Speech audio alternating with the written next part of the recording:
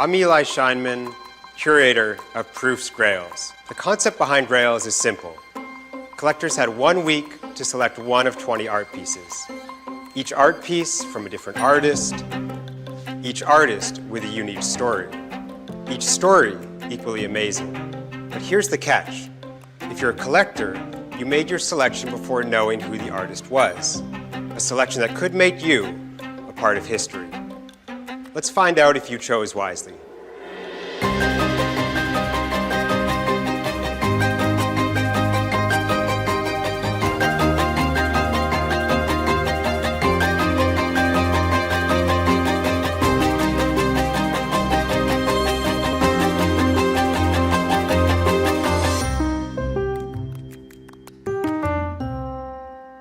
I'm joined by Kevin Rose, co-founder of Proof. It's great to have you here, man. Oh, thanks for having me, man. It's good to be here. Yeah. So, I mean, Proof really started from this idea that you had around better supporting artists on the one hand, and then really cultivating this community of collectors who were thinking slightly more long-term. Talk to us a little bit about that and how Grails has become one of the ways we're expressing that. Yeah, Grails was that kind of big first product from Proof that we launched during the craziness, right? And all the attention was on what's going up that day, how quickly are my NFTs gaining value, and what was lost there is really the attention on the artists that were doing the artwork. And so our initial thinking was, okay, let's put together a place where people can come and look at the art and not know who the artists are. And later get that revealed, right? And so there was a lot of conversation around who these artists and who these artworks were by. And then eventually we did the reveal, we flipped the switch, and people got really excited when they saw some of the biggest names out there. Yeah, I mean, and we've had some amazing moments over those first 3 seasons of the show. Larva Labs capping season 1, that was insane. That was a crazy one. I remember when I approached those guys, you know, when you're putting together a roster of artists, you're always like, okay, who's that anchor gonna be? Who's that big name gonna be? And so I reached out to the guys, I'm like, is there anything that you have that you can put into this collection? And they're like, how about like the very earliest first autoglyph called the protoglyph? And I was like, that'll work. Yeah, insane. That was an amazing moment. Yeah. In season 2, we had Snowfro closing the show with Bookend Study, this piece that brought ceramics and his algorithmic work together, and another crazy one.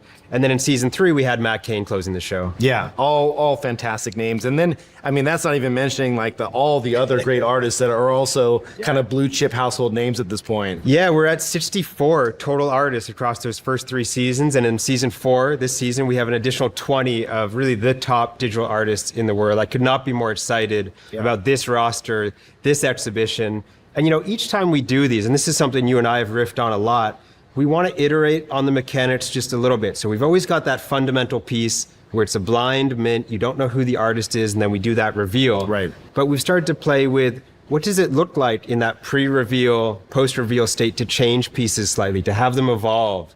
We introduced series and editions that were capped last season. And then this time, in season 4, we're working with Art Block's engine. We're going to introduce some long-form generative projects, 3 of them in this season. I could not be more excited about that piece. Yeah, I mean, this is my favorite part, is just seeing the creativity that comes from the artists, where they say, hey, would it be possible if you can do this? Yeah. And yes, it's more work for us on the back end, on the smart contract side. And I know that we have to go to our engineers and we have to ask, like, can we pull this off, right? But I think that is like what makes this whole space special is, yes, there's the great art, but there's also the participation on the audience side that makes this like so much fun. And it just adds an extra layer, an extra element to the reveal. Yeah, that's right. And we've seen the community come together and investigate these pieces across all of these seasons now in such a fun, interesting way. Today's show, I'm incredibly excited. We have some amazing co-hosts joining us. Kevin, we've got you here, of course. Yeah, and of course, you as head of all things curation for the project, Eli, thank you for curating the entire thing. Yeah, I do play a role in this. And then we have 4 amazing co-hosts joining us. So we have Coldy, the amazing OG crypto artist, and season 2 Grails artist joining us to discuss some of the artists in this show. We have Sofia Garcia from ArtX Code, an amazing generative art commentator, also on the Art Blocks curation board.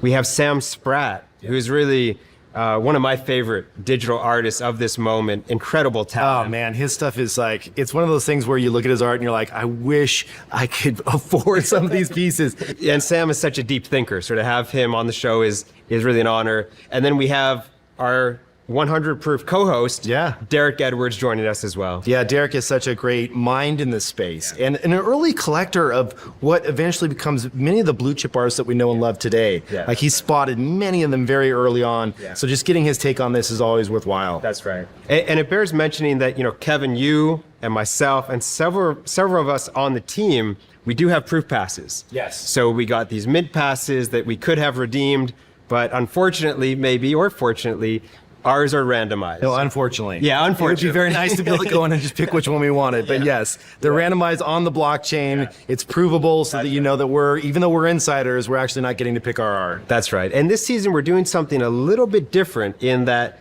portions of this show are pre-recorded, and then we're going to kick over to Amanda and Sam from our team who are live right now, taking in the reveal with the community to get their live reaction. So much fun. Yeah, excited to go back and forth throughout today and throughout the show. I think with that, all right, let's go. Let's go.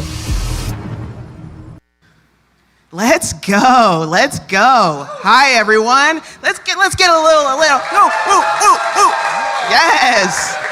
All right, stop. No, I'm kidding. Hi, everyone. I am Amanda, aka Stevie. I am all things culture and community here at Proof. We have this amazing live audience here at Foundry, and we're here to give you a little commentary of the reactions that we see. I am joined by my good friend Sam. Sam, what's up? What's up, Stevie? I'm Sam Gelman. I am the NFT Stats on Twitter, and I'm the director of research here at Proof. I have a daily show where I talk about different artists every day, the work they put out, and a lot of the artists I talk about every day are going to be featured here in Grails. So really excited to do this thing. Let's go. Yeah, I'm excited because you know who the artists are. I have no idea. I think it's going to be a lot of fun to have that little kind of bounce around between us two, and for you to be able to give us that real information behind the scenes. And one of the actually fun things that we're doing this week, or on the show, is we're going to give away one of our Grails. Okay, so yesterday we minted a few of them. We have one that we're going to give away today, and it's going to be a trivia question. So you have to pay attention. You have to pay attention. We're going to be here all day anyway. Pay attention, all right? This is the trivia question, and the first person to answer the question will win one of our Grails. The question is, there are two artists in the show who have said they were influenced by nature, by the ocean, in one way or the other. So there are gonna be two Grails, reveals, and you take those notes. At the end of the show, we'll pick the winner, and we will announce it at the after show that we're going to have at the end of this. So it's going to be a long day. Hopefully you're comfortable. Take your shoes off, get comfy. And how should someone submit if they know who It is going to be, thank you very much, Mr. YouTube star. Please put your answers in the YouTube comments. We will be monitoring them. Alex is on the ready. The first person to get it will get that Grail. So, without further ado, I can't wait. I'm so excited for the first few ones. Let's go. Let's see them. Let's.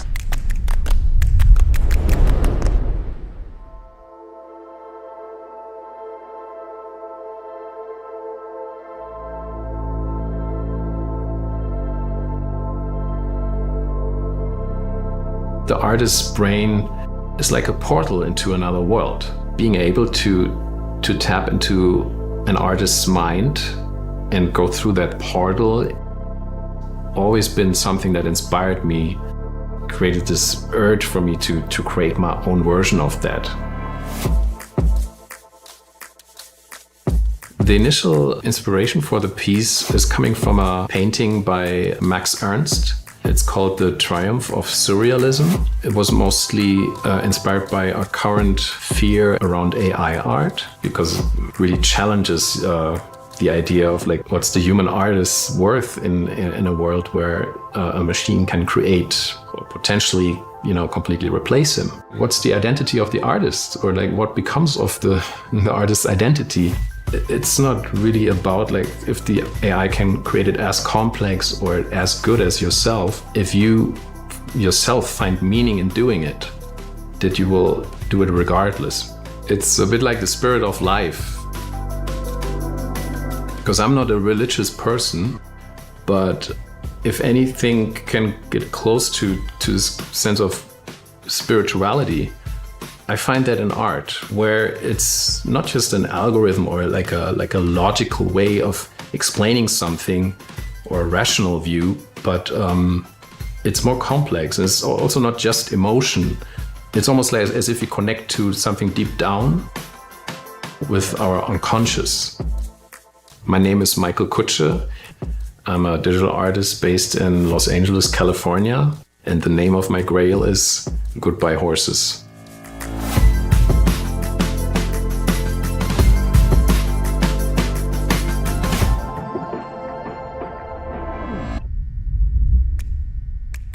I've seen these pieces where he actually deconstructs something like this, and it's almost a still life. There's this like mix of like cartoon style animation, and then it brings in the digital side, and it kind of makes you think about where does an artist fit within this world of AI. I'm here with Goldie, of course, Grail's 2 artist, curator, collector. Wonderful to have you here, man. Thanks for having me, Eli. It's good to be here. I was an artist on Grails 2, and that was an awesome experience. Yeah. I was, my artwork had a pre-reveal before it went stereoscopic, and I thought I picked out a scene that no one would know that it was me. Yeah. But within hours, I was getting DM'd, and everyone was like cracking the case in real time. So props to everybody in that community. Yeah, you have this unique perspective on the pre-post reveal moment of Grail. So it's wonderful to have you here to talk about artists such as Michael. This started as sort of this still life exploration of the larger piece, and he played with the mechanic in a similar way to you did, with a pre-reveal and a post-reveal that now looks very much like his work that he's so well known for and has such a robust collector base around. Michael has been in Hollywood and in the film industry for many years, decades, and contributed to The Lion King and Men in Black, many of these large films. But in his own personal practice, his artistic practice, his creative journey, he's really blending these different tools and approaches. Talk about that, Goldie. Yeah, I mean, you can see it right away. Somebody who's worked professionally in the industry, there's that attention to detail, that like finely tuned sensibility to creating not only commercial art, but then also into fine art. One thing that I really noticed was the theme of this artwork. It really it's very topical right now, because we have AI coming in, and what is the artist's role in this AI human exchange of art making? And it's just a beautiful encapsulation. Yeah, and you and I both spent time with Michael in person. He's just a really creative mind. He's switched on. Dialogue with him is always a lot of fun. It's wonderful to see Michael in this show. And I'm curious, Goldie, from the artist perspective, when you look at his work here, there's all of these different elements, right? We have the goggles, we have the skull and the brain. Talk to me a little bit when you're thinking about composition and you look at Michael's piece. Yeah, I mean, there's a lot of different factors that I look at as an artist and a collector. You have that like well-used sense of glitch, which I think is great, but it's not like overstated. Yeah. You have these figurative hands, right? So that you're playing with all these different mediums, and that's hard to put together, like as an artist. But there's this sense of flow where nothing seems out of place, but it takes like a very well-trained artist to like really make that glue together. Yeah, and when I was with Michael, he was showing us some of his very large-scale paintings, physicals, and they had this similar riff on composition and different elements coming together. So it's interesting to see that through line from his physical work into this digital work here. This is a very special piece, and I think in terms of digital displays and Michael's piece, perfectly suited. So excited to see it at the Foundry here. And congratulations to all the collectors who now own a piece from Michael.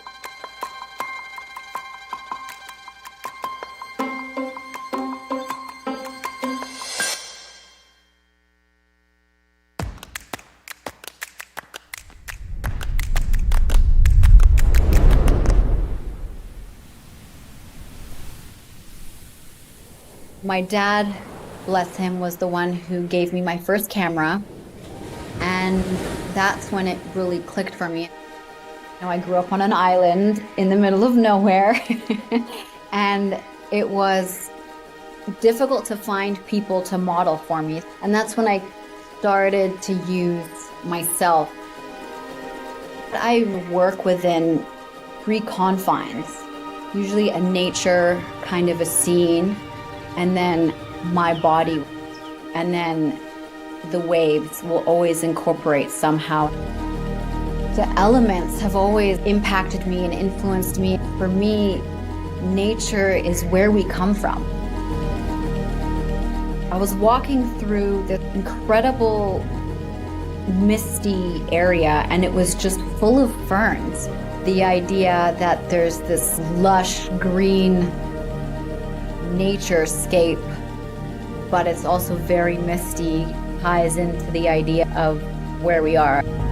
Crypto winter, where everything is sort of barren and unknown. It's me standing looking into the unknown of what's beyond the mist. Is it clouds? Is it ocean? And did she just wake up from a dream? Is she dreaming? My name is Ayla El-Moussa. The name of my grail is Woman in the Mist. I am a surreal artist.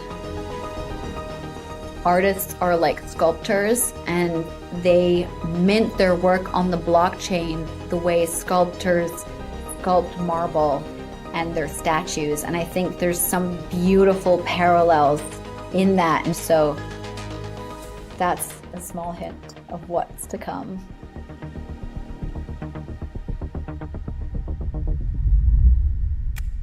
Wow. The thing I love about this is I think there's some confusion as to what the backdrop is. Is it a cloud? Is it a mountain? Is it an ocean wave? Yeah, and also sort of where one begins and the other ends. I'm joined by Derek Edwards, back for season 4. Great to have you here, man. Great to be here, sir. Derek is, of course, an amazing investor, collector, co-host of 100 Proof, and now co-host of, I think, 3 seasons of Grails. I hope you'll come back next season too. Really excited. Yep, I'll be back. I'm here for the hat trick. I love hearing about Ayla's story and learning about this work and her process. She's an amazing photographer, using mixed media, though, across many of her works. Well known, of course, in this space and beyond. She really plays with what's real, surreal, bringing those together with animation. Derek, talk about Ayla a little bit. Yeah, Ayla does 2 things very well. She plays with this idea of Mother Nature in the female form constantly in her work. But she also has a way of mixing mediums together. Yeah. And so in this particular work, which I love, she actually told us that she was in Wales on a misty morning and she walked out and took a self-portrait. Yeah. And you don't really get the sense of, whether this is an ocean behind her or these are mountains behind her. Everything's kind of bleeding into the composition. And she went back after she took the photo and with Procreate and drew over the work. And so this is it's a very elegant, beautiful, striking work. It's one of my favorite pieces, actually, in the Grails collection this year. Yeah, and this piece is interesting in that it will update now on reveal to show that female figure as part of the composition, as part of the work, which does make it more identifiable within her existing body of work. This is, again, as you said, one of my favorites. And, very easy to imagine this displayed, and just such a sort of precise, ephemeral, rooted piece from a collectability standpoint, and as a collector, such a beautiful contribution to this collection. So such a thrill to have Ayla in Grails 4.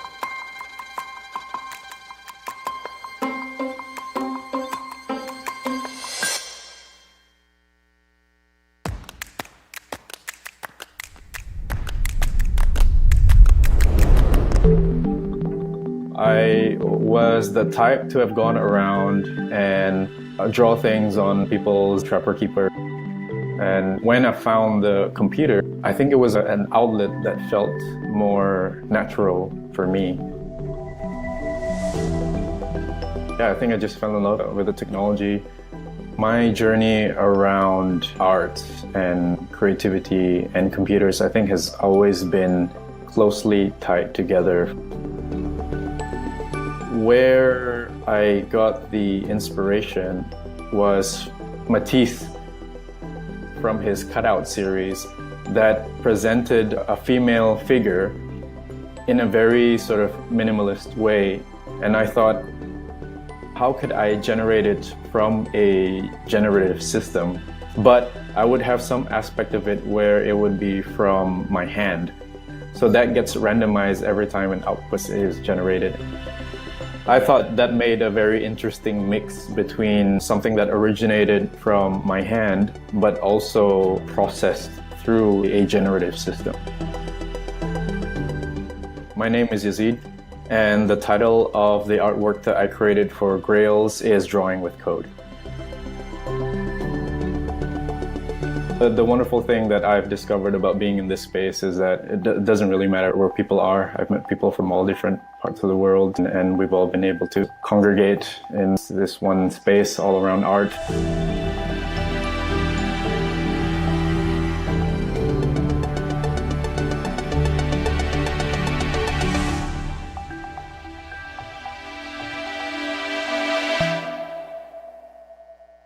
I'm excited. I have Sofia Garcia here joining us for Grails IV to talk about some of these amazing artists. Sofia, you're really one of the preeminent generative art commentators in the space.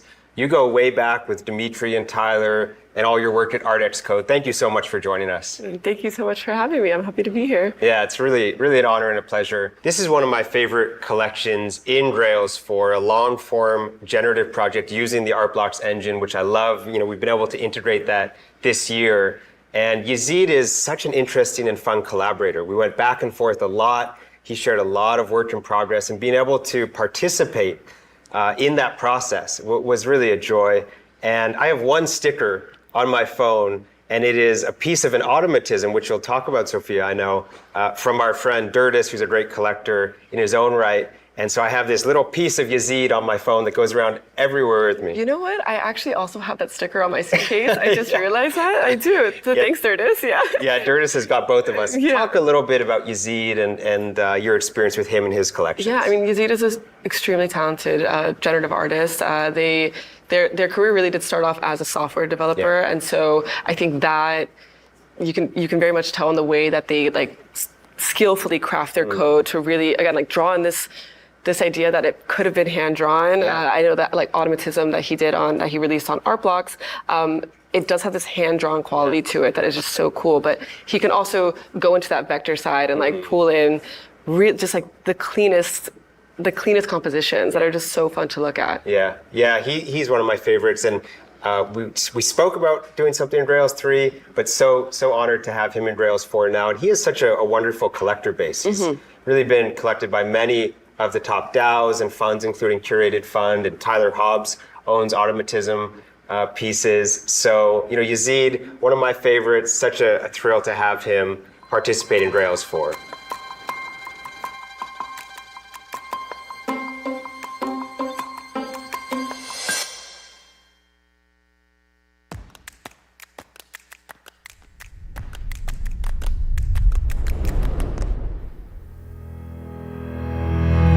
I have this fear that when I grow old and I start then to look back at my life, did I take a risk, or did I try to do the things that I always wanted to do?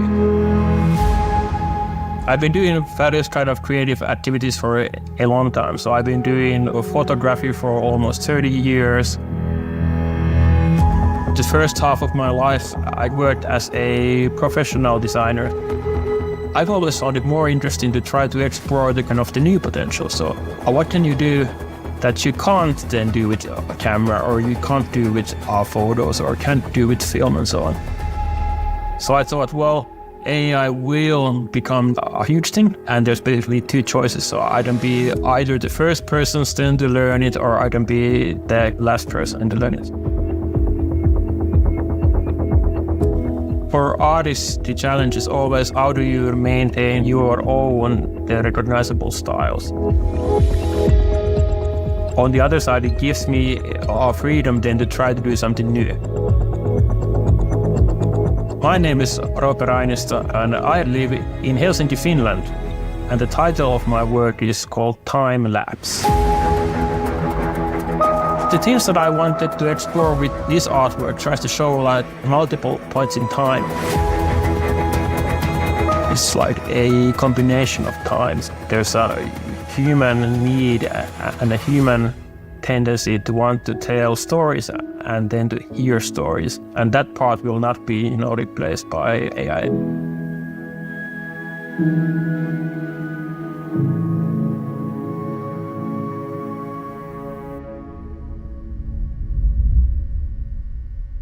What I love about Roope is, here, like this time period could be, modern New York City street, busy, bustling, or it could be a 1950s dance hall. There's a sensitivity, life in West America. You see these things, and it's good when you know what it is, because that kind of adds to their essence and the way they build things. This has that hallmark. Yeah. So this work from Roope, these were 10 unique pieces minted as very small editions. Yeah. And, I think from the collector perspective, these were identifiable as being Roope. Yes. And I love how some artists that really want to conceal their identity within the context of Grails, and others use this as an opportunity to explore a slightly new dimension, but is a through line from their prior work. I love these works that are a part of the show. I know you're a fan of Life in West America, Roope's release quite recently. Talk to us about that a little bit. Yeah, I mean, that was one that Derek and I talked on the show even before it was released. And sadly, I just slept on it and did not mint it. And I just watched the price climb and climb and climb. Yeah. And the thing that was so unique about that drop is that with AI art, and I'm sure you've seen this as well, it tends to be, a lot of it is fantasy or futuristic, and it's very easy with modern AI tools to create pretty predictable outputs where you can say, oh, I can see AI made a really cute puppy or whatever you may insert object here, right? It's a little bit harder, it's a lot harder to make it feel truly unique and your own.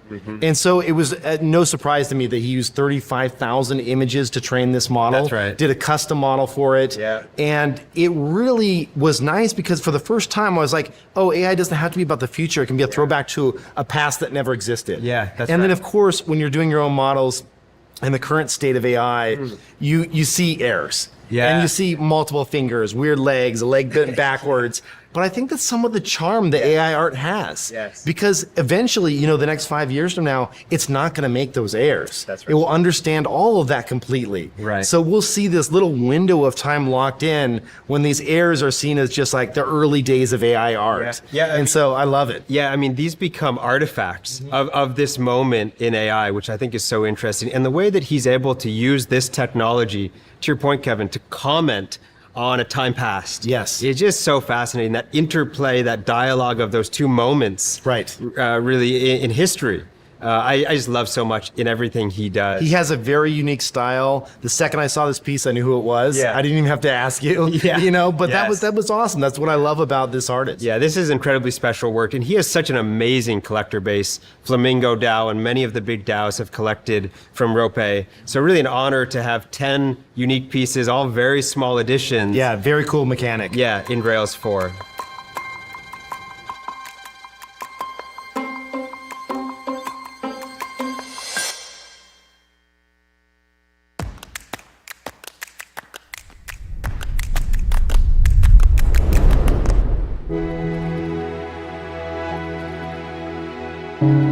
I became a freelance illustrator for fantasy, games, publishing, and I was really happy doing that because I just couldn't identify with the office job and I was just getting by somehow.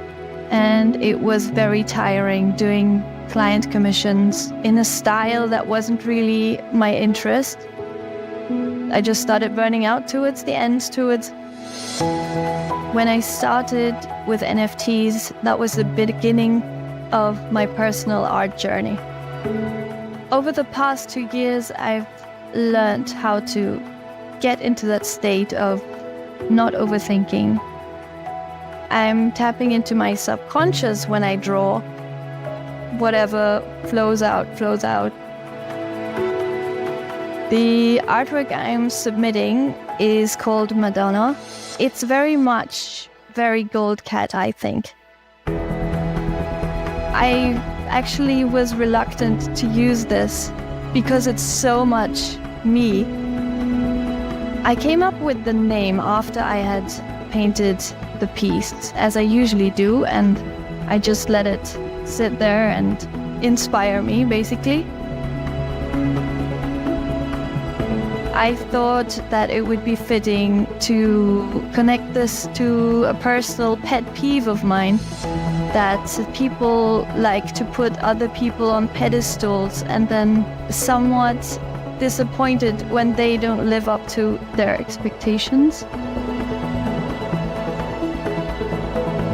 I'm just this little artist in my house. Getting the chance to work on this level is just amazing, yeah. I'm Goldcat, I'm a digital painter. You know, it's abstracted, but also you can tell instantly certain features. You know, you got the hands that are in your face, which is not normally what you would position in the foreground. But then that attention to that skull up there is just precisely well done. Hands are not easy. These hands are stunning. Yeah. So that was a really interesting opportunity we had to learn about Goldcat. I knew very little about her background and sort of where her artwork and creative journey started. So it was fun to hear that and spend some time with her. She's an amazing sort of figurative painter that comes through so clearly in her work, and her work becomes quite identifiable for that reason. You and I were talking earlier, Goldie, and the way that she's brought those hands into the foreground is a unique decision. Talk about the work a little bit. Yeah, I mean, that distinctive style that Goldcat brings, you know, you have the figurative brush strokes, and then the way that the layout was done where the hands were in the foreground, you don't often see that. It's usually a secondary thought. So your eye immediately goes down to the hands, the detail on the knuckles, that like attention to detail of the artist, I really appreciate. And then in the background, you can see the skull that's rendered like almost photoreal as juxtaposed with these broad brush strokes. Yes. That was a perfect way to tie it all together. Yeah, and Goldcat is interesting for many reasons, but in part because she released most of her work initially on Tezos, now coming over to ETH. That's sort of an interesting opportunity to cultivate a collector base, right? I mean, speak to that a little bit, Goldcat. Yeah, absolutely. I mean, I collect on multiple chains. You know, I have a large Tezos collection You as have well. thousands of pieces, right? I have a lot of art. Yeah. So I'm chain agnostic. Yes. Good art is good art. Yep. And it's fun to see Goldcat go and, you know, begin the journey of tokenizing there. Yeah. And now transition and start tokenizing on ETH. It's a great transition. Yeah, this is a beautiful piece. Goldcat has this interesting collaboration with Val Kilmer. So she's, you know, someone who, as I think about the coming years and months ahead, someone I'm very excited to continue to follow and collect, and an honor to have this work from her in Grails Season 4.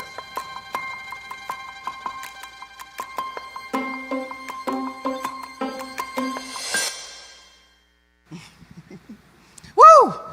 How do you guys feel about that first little block of reveals?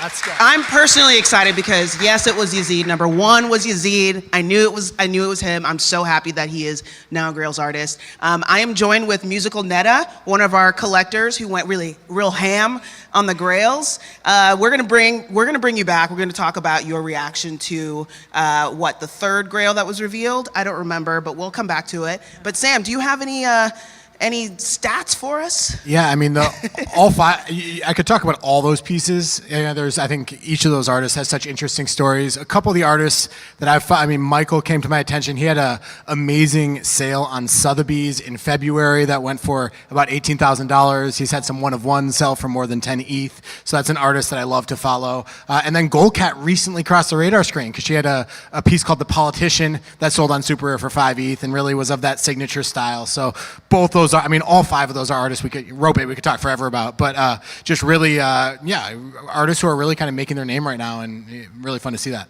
Yeah, some of the pieces have been kind of hidden and will be revealed, like zoomed out a little bit today. So Goldcat was one of them, and it was actually a gorgeous piece on that final reveal. The other one that was kind of like a shorter one that was finally revealed today was Grail number 18, right? And Lynette, that was one that you had picked. What do you think about the reveal now? So I need to clarify, my husband picked 18. It was a family event. And when I saw it, I was like, yes, of course he would pick that one. He didn't even know. Once it finally revealed to the naked lady, is that what you mean? That was it.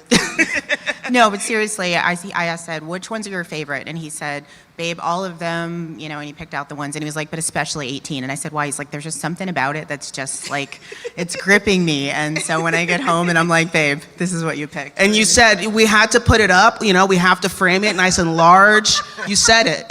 No, I'm just kidding. Well, I think it's been an incredible first round. Everyone is looking at me, asking me, please play the next one. So let's go. I want to see what's going on. Let's see it. So my photography practice started in 2010. I had just graduated from school. I was looking through fashion magazines and looking at images and realizing that, hey, I really like this. And so I decided to give it a shot. And the next day, I booked the studio, I borrowed a camera, dragged my sister, and just decided to go at it.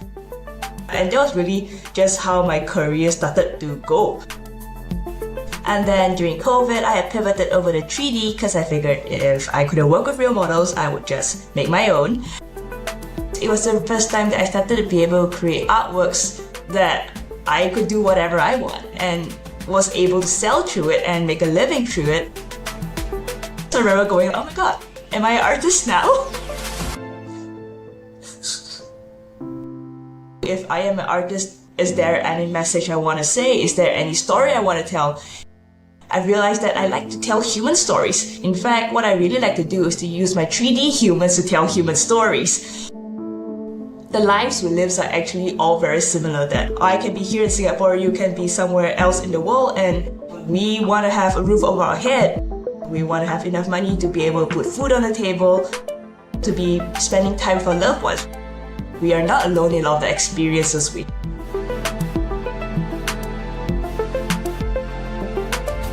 My name is Shavonne, and I am a 3D artist. For a very long time, I had been very intimidated by the art world. If I look at the art and I read about the art and I don't understand it, it often feels like it's my fault for not understanding it. But now that I've gotten to speak to more artists around the world, what is a sculptor? A sculptor is basically a person who chopped away at a block of wood or cheese or whatever they wanted until they were happy. What is an abstract painter? They took paint and splattered it on the canvas until he was happy.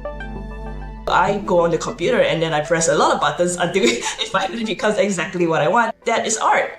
Most of us are really just little dorks doing the things we want to do and putting it out there, hoping that people love it. And you want things to be alive, so you're expecting eyes to blink. Those don't, that one does. So there's a tension where I keep wanting that to blink and it doesn't, which I love. It was so fun to spend some time with Shavonne and have that discussion with her that you guys just saw in that video. She's in Singapore, so we had the time change to deal with, but she was so gracious with her time. Shavonne's quite amazing, as you know, Derek. Yeah. She's worked very closely with Vogue over the years. She's an artist, photographer, 3D model creator. She's also the co-founder of NFT Asia. Really a fascinating, multifaceted person. Yes, and fun fact, as we were kind of investigating some of her previous collectors and some of her previous work, we found out that one of her earliest collectors was Idris Elba, Stringer Bell. The Stringer Bell, yes. And this was actually Idris's first ever NFT. Yeah, that's right. And he, in and of himself, is a sort of fascinating, multifaceted character. Yes. So it's really interesting to see him collecting his first NFT from Shavonne. What can you tell us about this work? As you were kind of working through her process, what did you find? Yeah, so this is a really interesting piece in that it started as a single image, right? It was this sort of ephemeral image of several figures, and that's what people saw when they were minting, of course. On reveal, so right now, what we will do is we'll update the metadata, and there will be 3 distinct images. So, we'll take the total number and we'll break that up into thirds, and so there will be 3 distinct base images.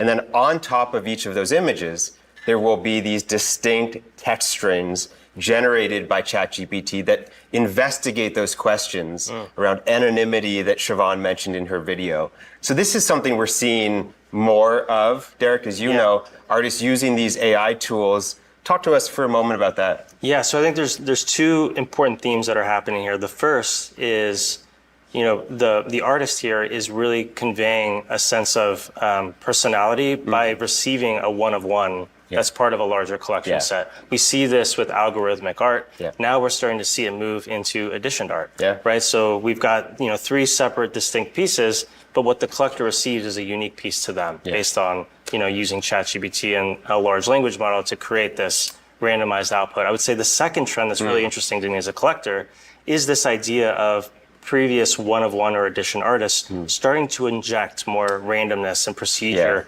into the final output. I think what we've now seen is you don't need the creative coding skill set to be able to create a unique randomized output.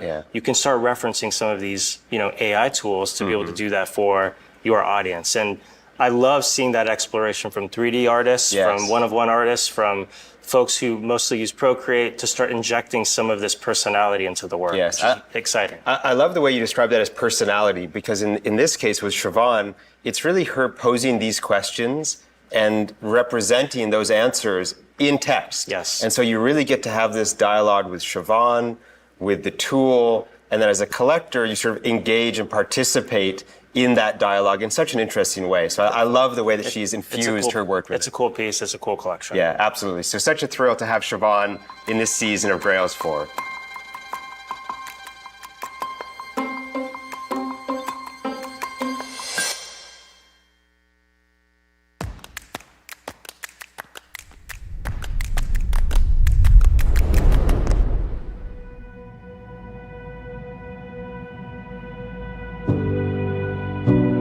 I work with this fantastic albino model, and she's an activist for albinos' rights and how in some places in the world they are oppressed. I wanted to show the beauty in their difference. I'm Modja. I'm a visual artist and musician. I'm French and Malian, and I'm a storyteller. I like to tell stories through different mediums like photography, films, music. The piece that I presented for Grails is called Ethereal Dawn. It's about identity and anonymity and how we choose to present ourselves to this world. I wanted to work with this superposition of veil, and that represents the mysterious part of ourselves. Even though we are hidden, our personality still shines through.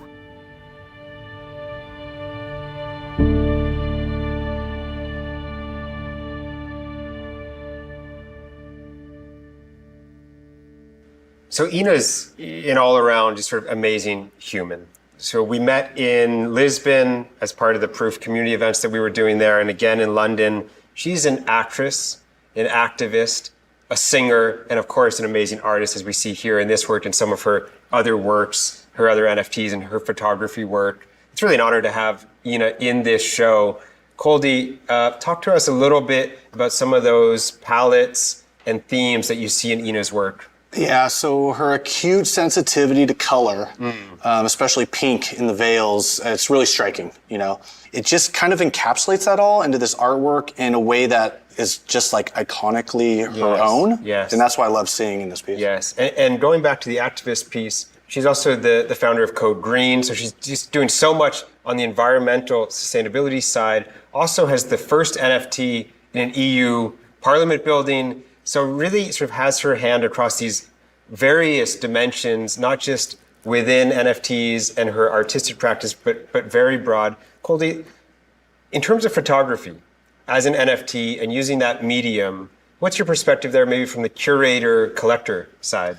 Yeah, you know, I think as a collector and a curator, I like to kind of put things into little boxes of what fits well together. And again, like her use of color, like monochromatic color, you know, there's a certain color palette to that that's not pervasive everywhere, right? But then at the same time, it can fit different themes that historically super relevant, and that's what I like to see when I'm collecting, and I'm just basically admiring her art as well. Yeah, that's such a good point. This is a piece that I would love to just hang, right? In terms of, can I live with this work? This is certainly one from the show where it's a no-brainer. This is something I want on my wall. I'm gonna go try and collect one of these.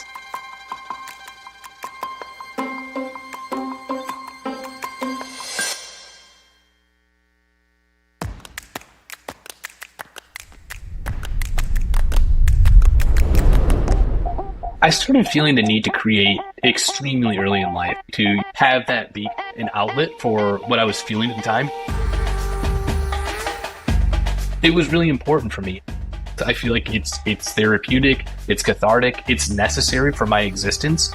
Many of the things that I was creating at the time were reactions to oppressive upbringing in some ways, like where you're in a hometown and there's nothing to do. You're wandering around and drinking, you know, malt liquor in an Arby's parking lot. That's the memories that I enjoy exploring.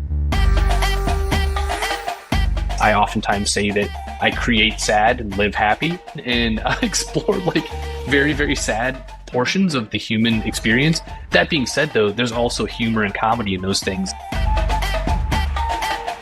The most exciting part about this was the freedom. I was just in my basement, listening to doom metal and said, I'm going to get after this canvas. And I just went nuts on it. I've never actually minted a physical converted into a digital. The piece itself examines our tendency to smooth over the warts and the scars to become these characterless beige orbs and to just sand over any feeling or any emotion or any deviation from normalcy. My name is diewiththemostlikes. I'm in Indianapolis, Indiana. I'm a non-award-winning, fuckable malt liquor energy drink floating in a retention pond in your hometown. The title of my Grail is Around Again. And I talk with my collectors all the time. In many ways, we're fueling each other. We're this organism that's hurtling towards the abyss, this like crazy digital art revolution. To have that creation be reprieve for them, if but for a moment in their day. Whether it does create an element of disgust or happiness or hilarity or just total madness, or potentially explore a side of them that they didn't know that they had. It's a really incredible feeling. Yeah, I know Die with the Most Likes mostly through the work he puts out for free on Twitter, and the commentary that he makes on current events. I know it right away. I have an original Die with the Most Likes, so the paint tonality and just the looseness, but also perfect crafting is just signature. I mean, you can lose yourself in this for hours. I'm thrilled. We're joined now by Sam Spratt, the incredible artist.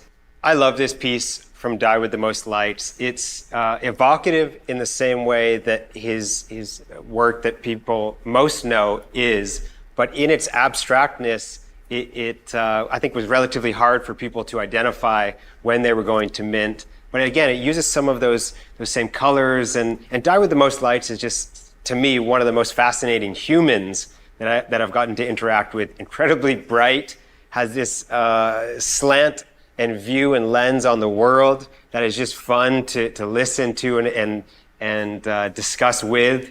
And that, of course, comes through in all of his work.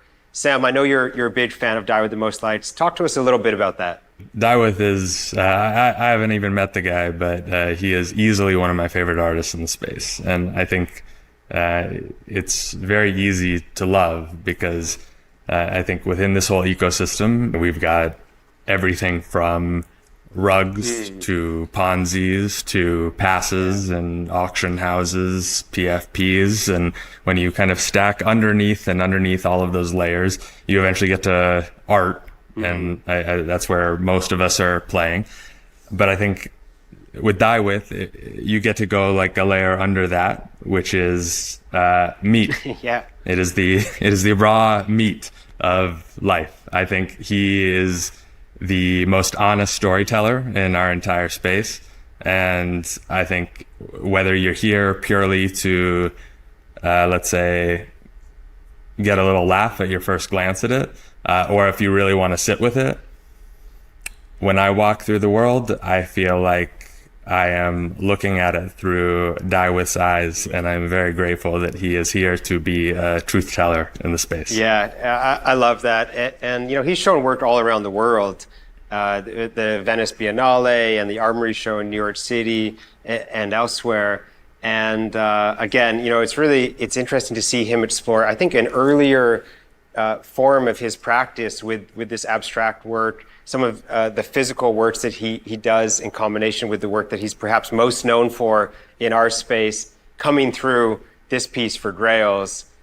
So again, such a thrill to have Die With in Grails 4, and congratulations to all collectors.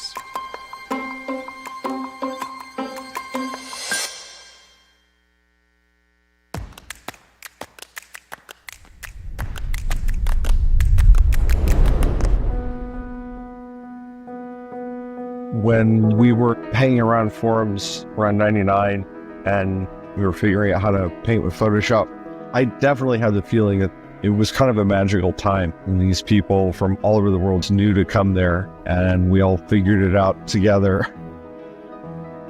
I think as people get older, they are always becoming nostalgic and looking back to a golden age. The Grail is formalized apparition from this type of dynamic that happens almost universally to people. We must find what was lost. And through most of human history, people are looking at ruins of classical civilization saying, we can't measure up. We lost something that's wonderful in the past. It has so many different possible interpretations. My name is Craig Mullins, and my Grail is What Was Lost. I really feel that working intuitively and honestly, you can get to a further place than being purely formal about things. The rules of composition, they are incomplete because I can always find masterworks that break these rules that are still wildly successful pieces of art. So does it mean these rules are wrong? No, it means they're incomplete. I find the creative output of humanity to be so incredible, and to be able to join with that and extend that, that's super cool to me. So Craig is really one of the OG and pioneering digital painters. It's really an honor to have him in Grails 4. He, to date, only has one NFT. It's a one of one. It's owned by Beeple. I spoke briefly to Beeple and his brother Scott, and they really reinforced the significance that Craig has had to this space and to digital painting. I know you know Craig's work quite well, and you have some experience sort of engaging with his work over many years. Talk about that a little bit, Colby. Yeah, so I'm a kid of the 90s. I grew up watching the movies that he made concept art for. Yeah. You know, Jurassic Park and Forrest Gump. Yeah. And those movies helped form me as a creative. And seeing that artwork that he makes, it takes so much emotion through painting. And I feel like Craig's work encapsulates way more than just one thought, because he can build through his concept art style, these immersive artworks. Yeah, and Craig is interesting. He's been a long-time educator as well. You know, in many respects, the digital painting discipline has relied on Craig in its evolution, which is really special. I'm excited to see what Craig does moving forward in this space now. This is his very first edition, his second NFT only. But in speaking to him, I know that this is a space he intends to participate a lot more moving forward. So all of the collectors of this work, it's a very early work from Craig in this space, very special to have him in Grails 4.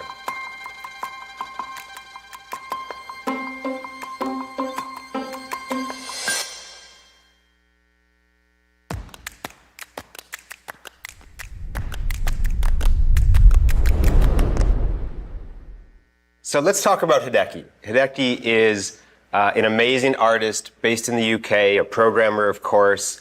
He's sold work at Christie's and Sotheby's. He's maybe most well known for some of his art blocks work. I know you have a story with some of those works as a collector, as part of Flamingo DAO. Talk to us just about Hideki generally. Yeah, so Hideki is probably most well known for playing with this idea of the circle. And so that can take many forms. I think compositions have included the sun, the moon, black holes, even down microscopic to like the cell. Yeah. But what you'll find often with Hideki is he plays with the circular frame with his work, and that's probably what he's most well known for, his motif. I have a lot of fond memories of Hideki.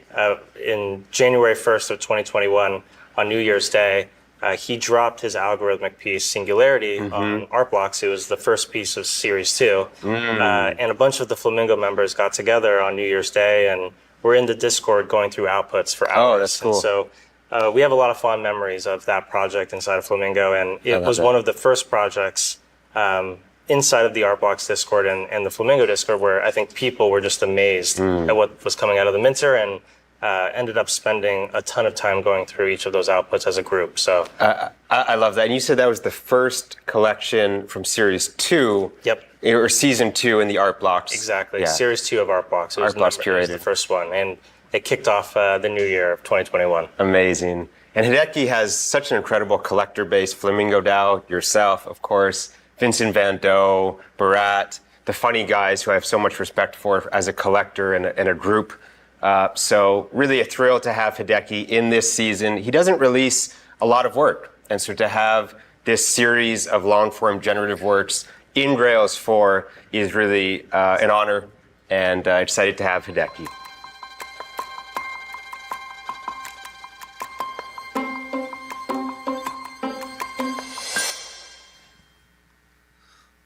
Wow, that was amazing. That last Grail reveal, holy shit. I just looked it up.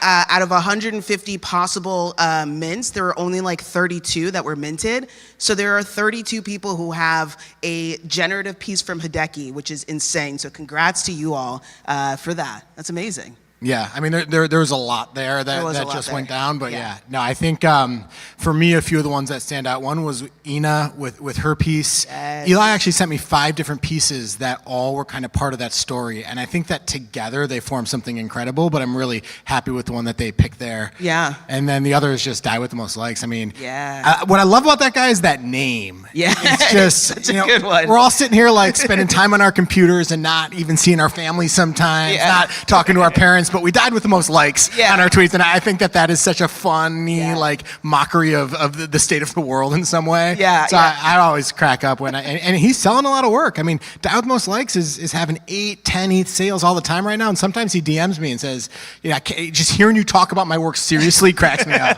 I'm like, that's kind of what we do. You're catching serious prices. I love it. And Isabel, who just started with us, her profile picture is one from Die With The Most Likes, so I think she's probably really excited that he's here. And I mean, I'm stoked on these reveals. It was awesome. The other one is I got to interview Craig Mullins. Did I get the name wrong? I don't know. But Craig. We're gonna say Craig. But he before I went and talked to him, they said to me that this is the person who basically invented digital painting. Wow. So enjoy. Yeah. I got that. That's a high pressure interview. But he has only created one NFT until now. Yeah. And the owner of that NFT is the GOAT, Beeple. Who? So CT has no idea who that is. Wasn't following. No.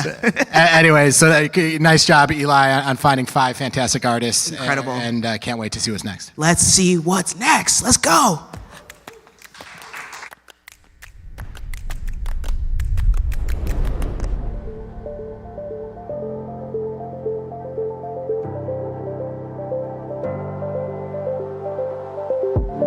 Basically, everything started with electronic music, and I wanted to create music.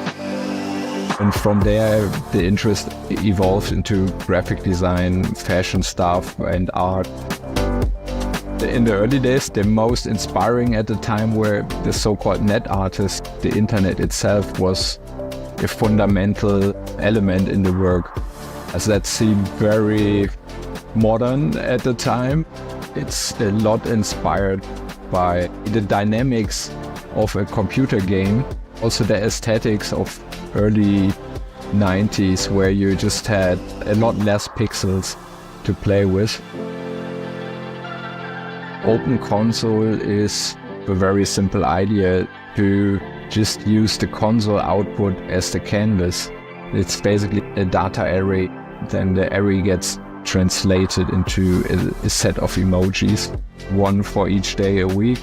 So 7 different sets that will automatically be active on the weekday they are written for. It's meant for nerds. I'm Kim Asendorf, and this is Open Console. I'm an artist working on the internet since 15 years, and I'm based in Germany. I think I've a few more ideas how to explore the current style. There are still interesting things to find, and I'm looking forward to search for them. For me, it's always difficult to call it a project. It's more like a bigger world, a bigger fantasy that I have and that I want to build.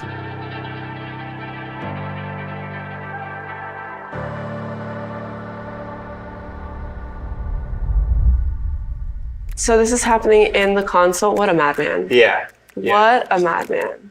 Insane. Okay, because this is like a tool that you really use to help you like debug things, and like, it's something that's just like supposed to help you build, and to actually have it as the canvas, genius. Yeah, I love what you're saying there. I love the idea of like using constraints in ways that they're not intended. Yeah. And Kim is really one of my favorite collaborators as an artist. We've had a long-standing relationship, and we've tried to do a variety of things together, so it's super fun to have him in Season 4 of Grails. We had a lot of back and forth, and from the beginning, he wanted to explore this mechanic in a very Kim and unique way. He did not want to just have a JPEG or a GIF, for example. Really wanted to explore browser-based work. And Kim has such an interesting backstory and has been creating for so long across many different mediums. He invented, more or less, the pixel sorting algorithm that has now been used across many mediums and creators and outlets. Derek, give us a little more context on some of the recent work that Kim has produced. Yeah, so if the pixel is the atomic unit for digital art, the pixel is also the atomic unit for Kim's practice. He focuses all of his work around the pixel, and that has taken the form throughout the pieces that he's dropped. Cargo is probably one of my favorite pieces from this year. He launched that earlier in 2023 when we were doing the podcast. It was actually, I think, yours and I's picks. That's right. But that piece was very interesting. It was dropped on Art Blocks because it was dynamic and interactive. And it actually, the amount of pixels that are used on display depends on how on the frame or the constraints of the visual device that you're looking at the work on. Yes. What can you tell us about this piece in particular? Okay, so this is an interesting one in that it starts as this static image that says Open Console, right? And so everyone was able to see that when they minted the work. That's going to point to an HTML or point to code that is browser-based, and when you go there, you will be able to open the console of that website, of that HTML landing page, and view the full artwork, but only in that instantiation. Yes. And so Kim is this is a deeply conceptual piece as part of Grails 4 in playing with how someone views work, how someone engages with work, what it means to own an artwork which can only be viewed in those ways. So again, Kim really sort of pushing the boundaries here, and really fun to have him doing that within the container of Grails.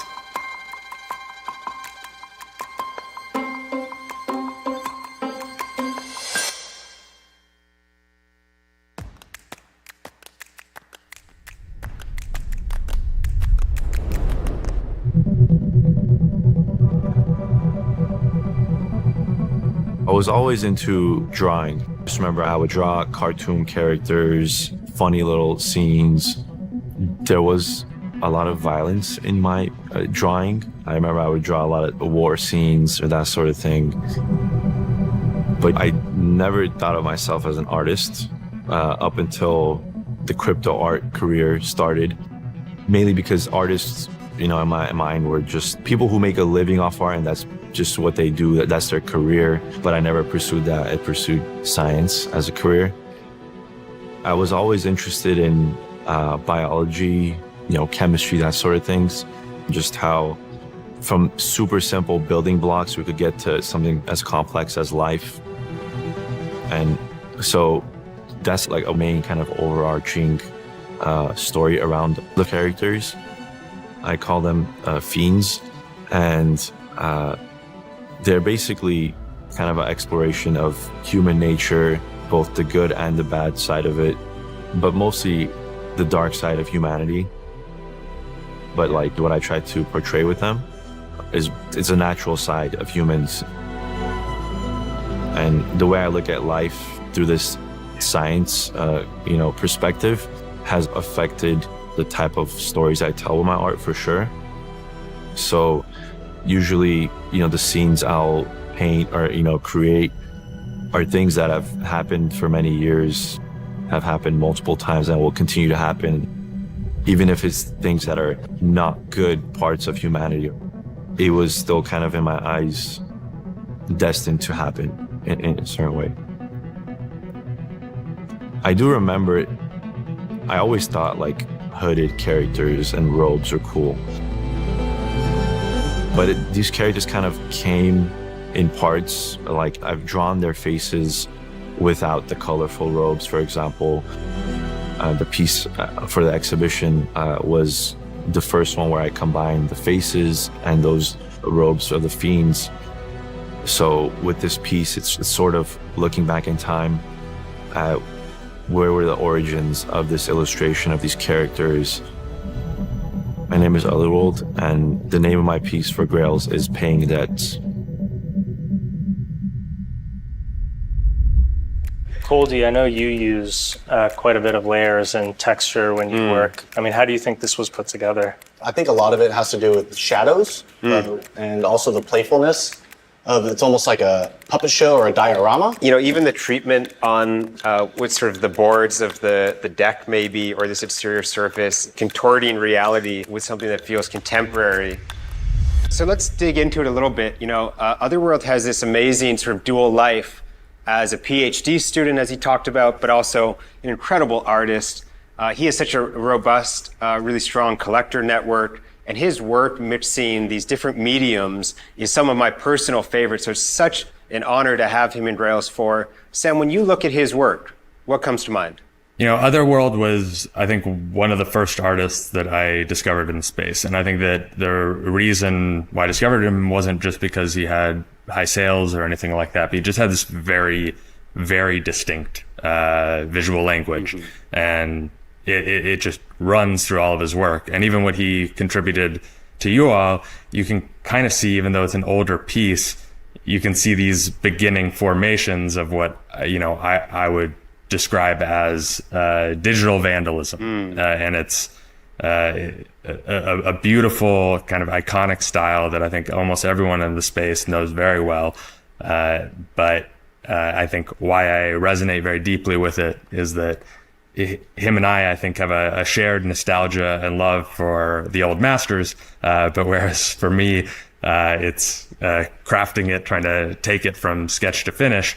For him, he's almost like, okay, we don't need, it's done. We've already done that. Now let's just go in. Like, let's just build a world on top of this. Let's take these great works and make something entirely new out of them, and show, I think, a beautiful, dark, and demonic part of life within it. Which when you meet the guy, you would never think that that's coming out of him, because he's the sweetest man. Yeah, it's so true. We got to spend some time together here in Los Angeles and film together. He is the sweetest man, and such a talented artist, incredibly interesting mind. Truly. And thinker. And those themes he's investigating with his work, it makes the work in many cases quite identifiable. He has a very distinct style, and so we had fun finding a way to play into this mechanic. And so we had this pre-reveal image that people saw when they were minting, and then of course now revealing the full image, it's more distinctly his work. Such a thrill to have Otherworld in Grails 4, and for anyone who minted this piece, congratulations, you're now an Otherworld collector. So real honor to have him in this exhibition.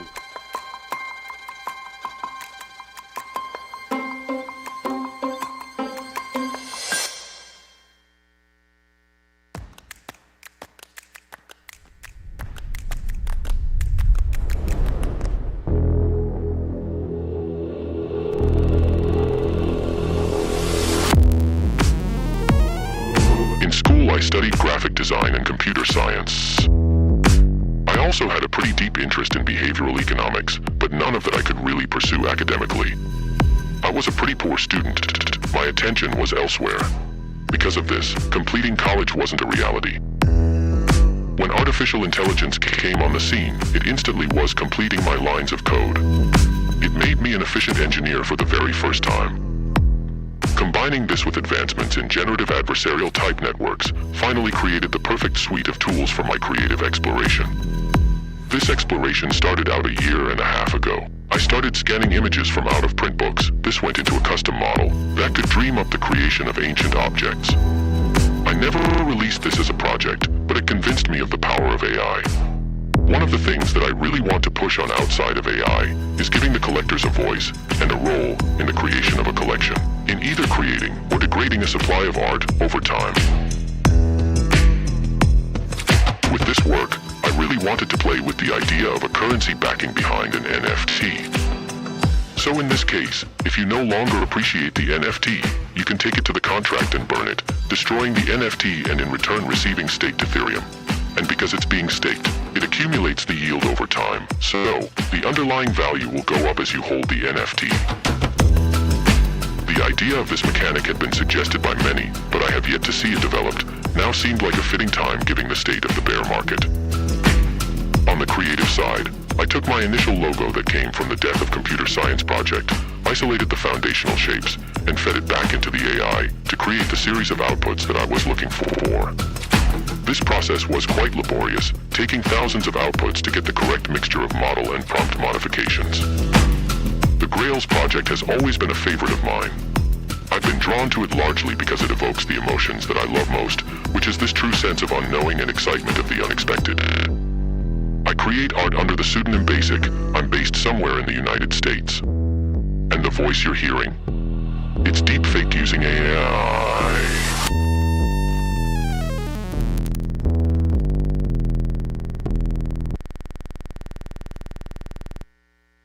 Wow, so to have BASIIC in Grails 4 and in this season is pretty special. They're relatively new in terms of producing work and releasing work, and I know very little. I was only able to talk with them and collaborate by text. Derek, give us a little more context on BASIIC, their process maybe, and some of those initial works. Yeah, I wish I knew more. I'm trying myself to learn more. I'm bugging Mao to get BASIIC onto the podcast. What I can say is they are an artist that has outsourced the entire creative process to AI. And in particular, for their first drop, Death Of, they outsourced it to ChatGPT-4. And so they outsource the creation process, code creation in P5.js, the marketing materials, the naming, the entire body of work was outsourced to AI. I think what's also clever about this role of the autonomous artist is they created this self-perpetuating mechanism for this first drop that they did, Computer Science Death Of, where there is this perpetual bid that will exist against the collection such that when work sells, it generates royalties. Those royalties go to a contract that is owned by BASIIC. The royalties will then get aggregated and send out bids against the collection. And if one of those bids hits, BASIIC will own the piece and burn it from the collection supply. And so we've got this depreciating supply that exists for their first collection that's wrapped around this game theory. I love this investigation of value and what it means to collect and supply and the creator-collector dialogue. And BASIIC is bringing that into this piece as well. So I mentioned at the forefront when I was talking to the Proof Collective and other collectors that there was one piece that had an adjacent contract. And this is that one. So we created a distinct contract based on specifications, very, very discrete and specific specifications from BASIIC in terms of what they'd like done. And this is how it will work. So any holder of one of these BASIIC tokens, which in and of themselves are these beautiful compositions and beautiful artworks, but any holder of that token will be able to interact with this adjacent contract that we could call like a pool contract. And the fundamental dimension or piece of that pool contract is that it's seeded with a certain amount of ETH. And at any time, one of those token holders of BASIIC's Grail can exchange that token for a proportional amount of ETH from that pool. And when you do that, the token that gets exchanged is burned, gone forever, reducing supply. And then should the next person come in and do the same thing, there's now a same proportional ETH back to that next group or that next holder. So again, this conversation about value, the game theory, collector experience, creator and collector engagement and dialogue, and what this all means, I think BASIIC is doing so effectively here. And just last point there, the ETH will also be staked in that pool contract, meaning there's this perpetual yield and that pool goes up slightly over time. So just so many dimensions. And as a collector, you now have this beautiful piece of artwork, beautiful composition, really. But now you have this additional dimension, and what does that mean? What does it mean for holding versus exchanging? These dimensions and the way that BASIIC is asking these questions, I think is so important and interesting and such a thrill to have BASIIC in Season 4 of Grails.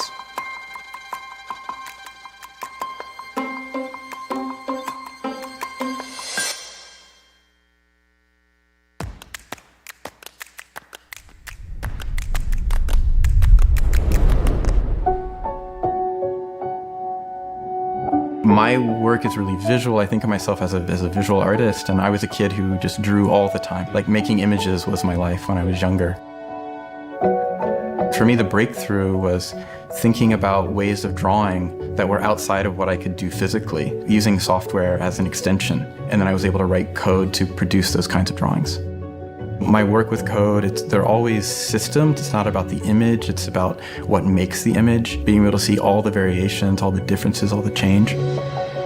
Generative art for me is beyond work with code. I think it can include any media possible. And so it's working in that system space. And that system can be pencil and paper, that system can be dropping rocks on a piece of metal, it can be really anything. Back in the 1990s, there was no pathway to study code and visual art at the same time. And now we have options. And that's all because of new people coming in, new energy, and sort of the accessibility of the tools being available to everybody. There's many more different online galleries, different platforms opening, and everybody's experimenting, trying different things. My name is Casey Rees, and the title of my work is Atom. And the fundamental idea here is to think about the nature of the digital image. Like, what is a digital image? And so for this project, I'm basically synthesizing digital images and then taking them apart in different ways and then representing those as a way of understanding the signals that are a part of the digital image, the numeric values, the grid, the unit of the pixel, and how that affects the red, green, blue LEDs. I think what's happened with machine learning in the last couple of years, it's been doing things that are far accelerated beyond somebody who's not a deep researcher in the field could imagine. I have a sense that it'll fundamentally change the visual arts because everything's going to need to react to it. It's going to change painting, it's going to change writing, it's completely open, and for me that's always exciting.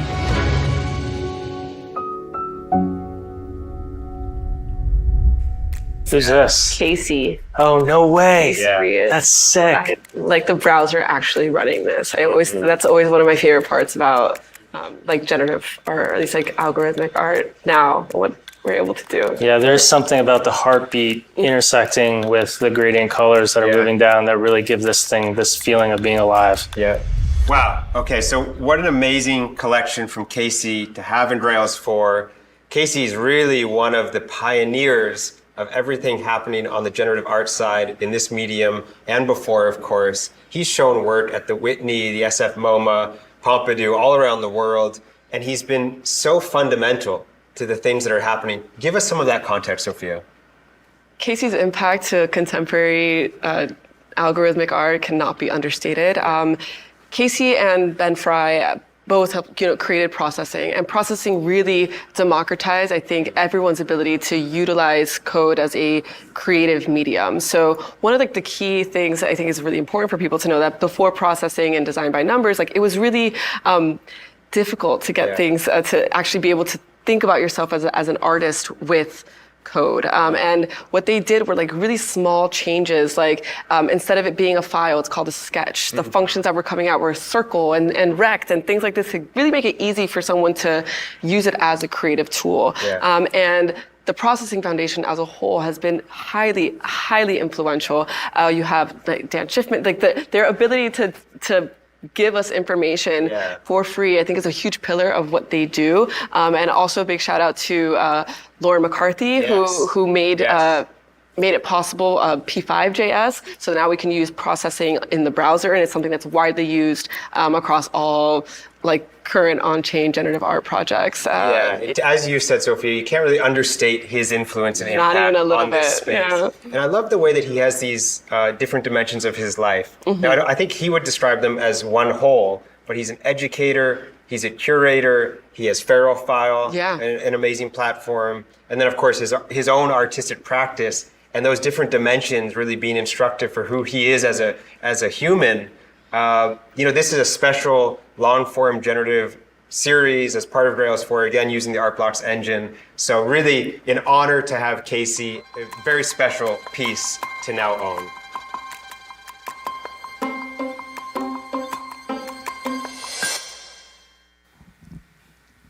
What a set of reveals.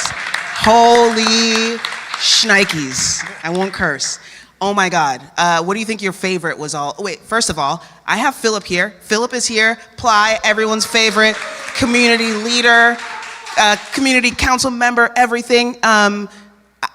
Yeah, that was wild. That was wild. We're going to hear your thoughts in a second, but what do you think, Sam? I mean, they're all, it's hard to even compare those pieces and those artists. I mean, between BASIC, Otherworld, Casey Reas, Kim Asendorf, I mean, they're all very, very different, right? Yeah. But, I mean, Otherworld's one of those artists that jumps out at me because there's a tier of artists that is selling, having sales in the 50 to 100 ETH range. Mhm. And Otherworld emerged at that level as someone who consistently was selling 40, 50, 60 ETH one-on-ones. So really, just that, a really nice artist to own a piece of work from. Yeah. And then BASIC's just a mystery and intriguing, and you know, just how he. It's rare someone just emerges anonymously and then Alexis Ohanian comes and buys a piece for 10 ETH. Yeah. That is not normal. Yeah. You know, but for some reason, this has kind of captured people's attention in a way. Yes. Where you're consistent. You know, there's like a bid from his royalty pool now that's at 1.52 ETH. So that is an artist that has figured out in probably one of the biggest bear markets we've seen how to capture attention. Yeah, I mean, that was incredible. I feel like, Otherworld, yesterday we had a Spaces. Eli had mentioned that, I asked him, what would you pick out of all of the Grails? And he picked 20. And I was like, okay, let's see what it looks like when it actually kind of zooms out and reveals. And honestly, that is my favorite now. Like, that is my favorite. It is such a strong piece. I love it. So, like, good on you. But originally, my favorite was 19. And now that is BASIC. We've got a holder here, Philip. You are a holder of BASIC. I think it's incredible. Somebody added me to the BASIC Twitter group chat, and the people in there, they are fans. They are rabid. They are insanely into BASIC, and I love that. So as a BASIC holder, what are you feeling about that one? Gosh, I have no idea what to even think about BASIC being Grail number 19. First off, with the 25 supply and it being minted out almost immediately as soon as Grails went live. Thankfully, I have BASIC number 25 of the Death Of series. That was airdropped to me, so I'm very happy as a holder. Yeah. But I'm really excited to see how the interaction with the staking contract will work out for their holders. So. And I think, am I mistaken, or did I see you do a fist pump when Casey Reas was announced? Yes. So my brother, the one who indoctrinated me into this whole Web3 NFT space, went ahead and minted Grail number 6. So in the family collection, it'll look very nice. So very pumped for my brother. I know that Lynette, she's not here right now, but she also minted one of those, and she minted a pretty rare one, which is awesome. So good on that.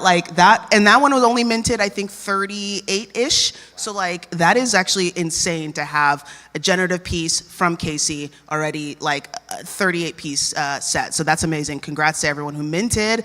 I want to see more. Can we go? Let's go see more. Let's go.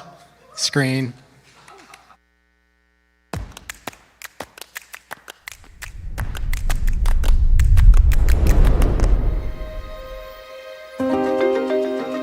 I was a kid and I was just, spending time at computer, drawing stuff, randomly photo manipulating pictures, try to add some sort of cool effects. I was always passionate about the future, about the technology, and being a fan of sci-fi movies, stuff like robots, androids, flying cars. I like to self-describe my art as romantic cyberpunk. It's very, very dark and political, but I still enjoy that people tend to focus on the aesthetic side, on the romantic side of it, and say, oh my god, the kitty is so cute.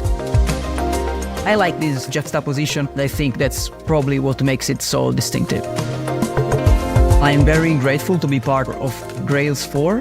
It's going to be a very melancholic piece. It's a girl sleeping on a bed with her kitty sleeping on her chest. And it's a very rainy night outside with many lights, many neons, and flying cars going around. I started featuring cats in my artworks. I made an artwork without the cat, and I received a lot of comments saying, hey, where is the cat? Can you bring it back, please? We want the cat. And I was like, okay, I'll do it, no problem. My name is Leopoldo D'Angelo. I go by Dangiuz. I am based in Italy. I live in Milano. This is pretty much what I've been doing all my whole life. The thing I'm most excited about the space is the same thing that brought me into the space. Us, as artists, are able to pursue creative freedom and being valued for what our vision is. I try to be as open-minded as I can about any new tool that comes out. I'm excited about the future. Of course, my art says so, I think.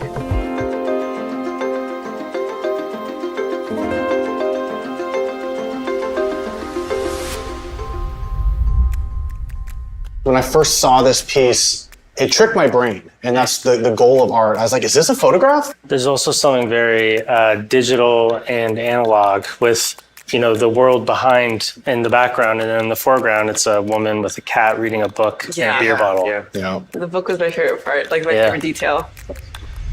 If we go back to Dan's piece here, we played with that, and the initial image was sort of this abstracted, cropped part of the larger image that we see now. And now that we see it, it's very identifiable as Dan. His work is so interesting because initially you think, okay, is this a photograph? And then as you dig in, of course, the subject matter, the detail, it makes it evident that it's not. But Colby, what do you see in Dan's work? Yeah, absolutely. Same thing. So when I first saw the photograph, it tricked my brain. And I thought, wow, this is a cool photograph. But then I realized this dystopian, futuristic Blade Runner look was then juxtaposed with this like really beautiful moment between a human and an animal, and the care and the layout. It was just signature, Dan. Yeah, I love it. And you mentioned it. It's that contrast between the chaos outside the window and then the sort of serene peacefulness, the reprieve from what's outside the window inside, and that cat figuring so prominently across much of Dan's work. It's really an honor to have Dan in the show and to play with the mechanic in that way.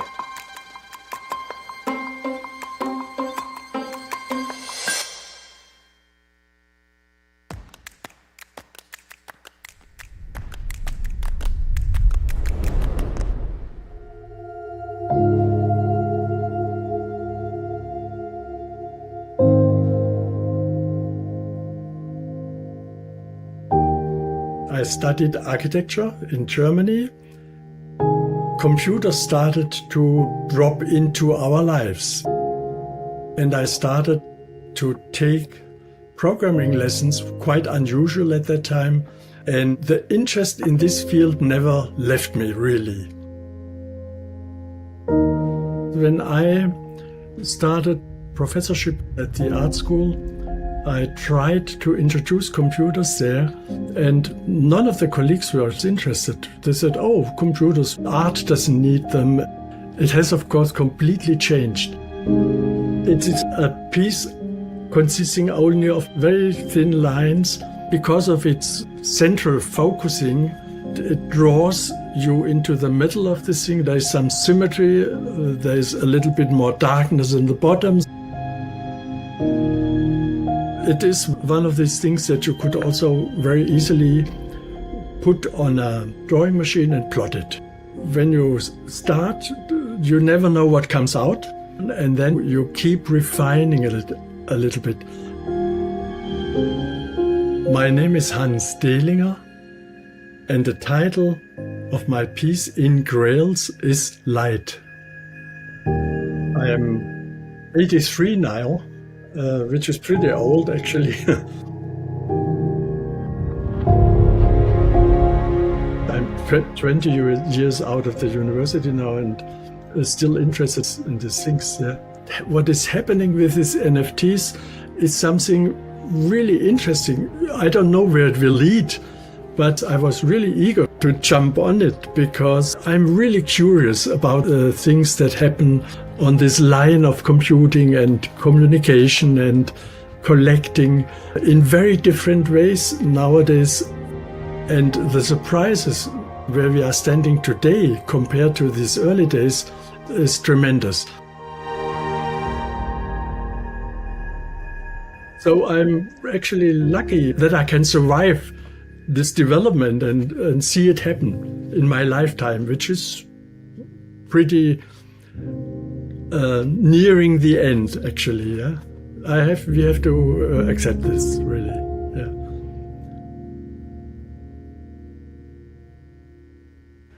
So this is a new work from Hans from 2023. He created it for this exhibition, for Grails IV.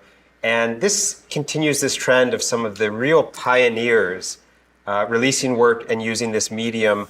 Hans is in his 80s now, Give us some of that context, Sophia, about some of these pioneers and where some of this code art, computer art started. Yeah, absolutely. So Hans is part of this group that in 1995, Roman Verosco and Jean-Pierre Bayer came together and kind of termed it the algorists. So the algorists are some of these artists from the 60s up into the 90s that were really using algorithms and these early computers to produce their artwork. And so this could be distinguishable usually through, it was done through a pen plotter, usually really geometric in composition and things like this. But I think what's really cool is that he studied at the University of Stuttgart, which is really one of the founding grounds, I guess, for generative art. So he learned under Max Benz, a philosopher and professor there, who really helped even coin the term generative art, or why artists started referring to themselves as generative artists through his study of generative aesthetics. He was a fellow student with George Nies and Frieder Nake.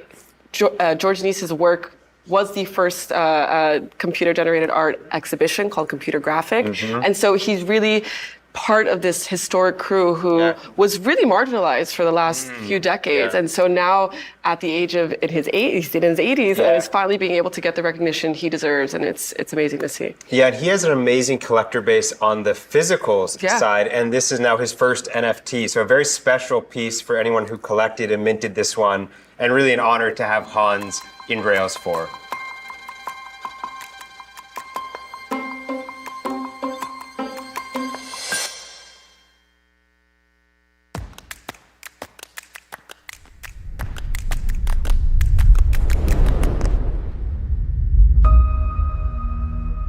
I look at my life as something that's continuously evolving. My career has had twists and turns I was never aware or planned having. I have a formal degree in graphic design. I started that whilst I was playing in a rock band. We needed a CD cover. That's how I got into graphic design. Generative art is what I started a couple of years ago. Saw the kind of the magic of how the generative art algorithm and the blockchain, how that can meld in a very natural way.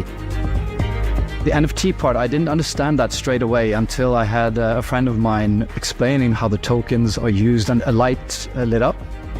The first time I started thinking about what this project could be. There's this concept called Blaatimen, which means the blue hour, the last hour before the sun sets, which gives you this magical kind of color and gradients in the skies, and mixed with the sea. I have reflected a lot on that emotion and awe. That's the emotion I'm trying to tap. The biggest part of me in that project is probably the color combination and the gradient. It's a way for me to generate complexity with very simple rules. It's a bit more abstract than I tend to be in my art. Hopefully people will like it. My name is Kristian Stoveland and I live in Oslo. I have a studio practice at Void. My creative side is used much more technically in Void. We want to build stuff that people remember. You can touch people's hearts in a way you can't do with traditional commercial design. We have this attitude of trying to not make the same thing twice. I've become very aware of being agnostic to technology and starting with concept first. So if you know Harvest, you can see elements of that here. It's just so cool to be able to get these textures like this in such a constrained environment like a computer programming language. It kind of has, to me, kind of a Rothko simplicity, but with that kind of a glitch generative look, which I think is not handled very much in this space.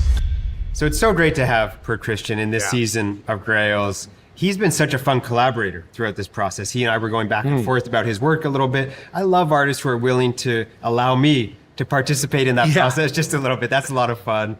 And, you know, I was an early collector of his. I went back and I found some of his one-of-ones, maybe a year ago now, some of his editions. And so it's really a thrill to now have him in Grails and participate in this show. I know you're a fan of his and the Harvest, his Art Blocks curated release. Talk to us a little bit about that. I mean, that curated release was just absolutely stunning. Yeah. Like, it was one of those where it unveils over a series of seconds and you see these beams of light just come down and kind of strike the earth or the landscape. And it was just an absolutely stunning piece. And it has more of the monochrome look, or it could go super vivid with a ton of lines all over the place. So quite a long range. One of the things that struck me with that conversation that Sam, our own Sam NFT Stats did with him, was how long it takes some of these artists to create these pieces. For him, he tracked down a single bug over multiple months.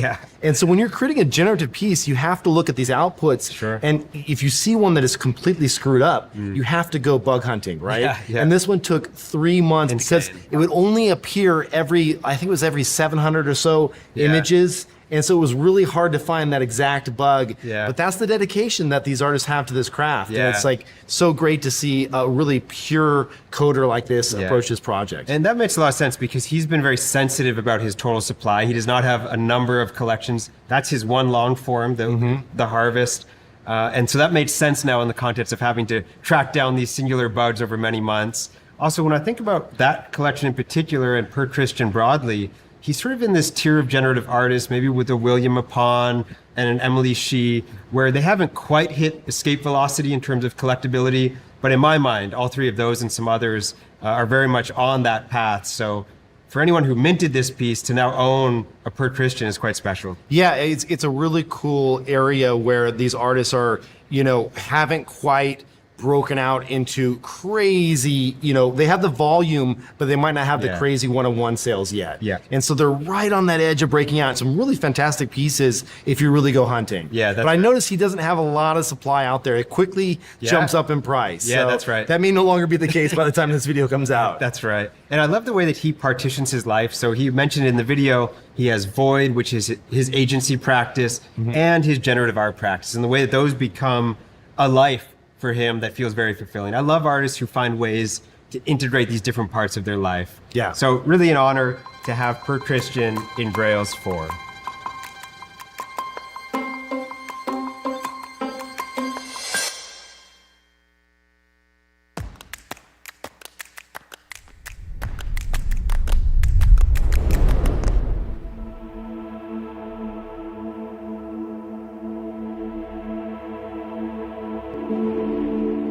The human body is an essential aspect to our practice.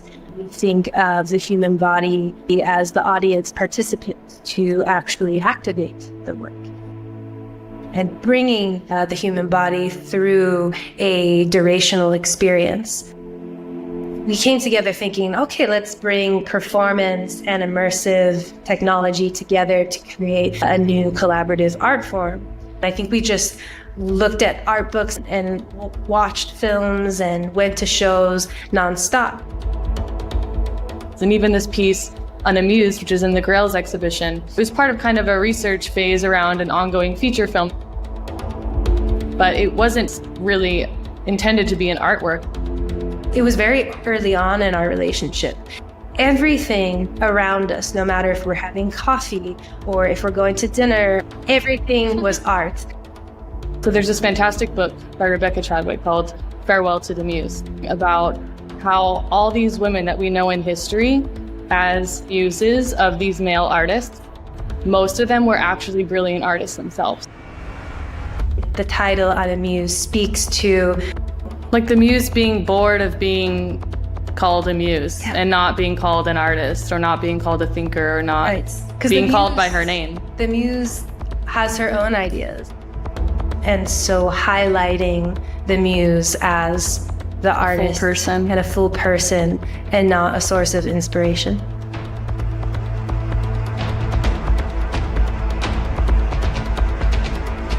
My name is Anya Catherine. And I'm Deja Tai.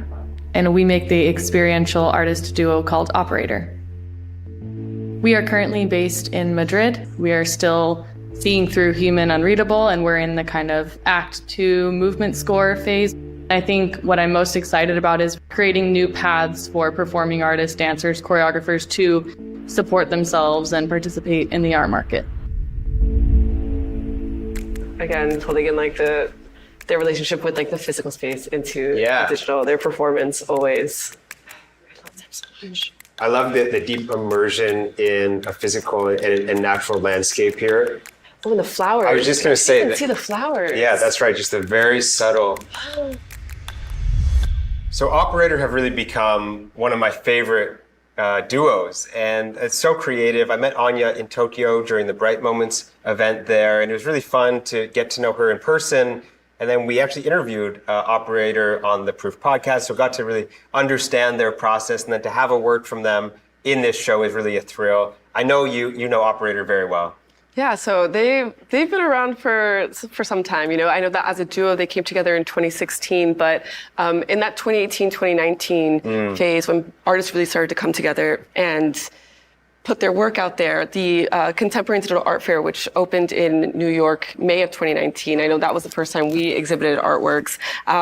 They were there and they were talking about their practice and always trying to figure out how they can bring their performance online to a larger collector base and really just connect with people in a way that can't happen when you're siloed to a single location. And so their ability to really embrace this new technology, their practice has been super inspiring. Yeah, I love that. And they have such a wonderful Art Blocks curated release, Human Unreadable, from the Art Blocks curation board side, Sophia. Yeah.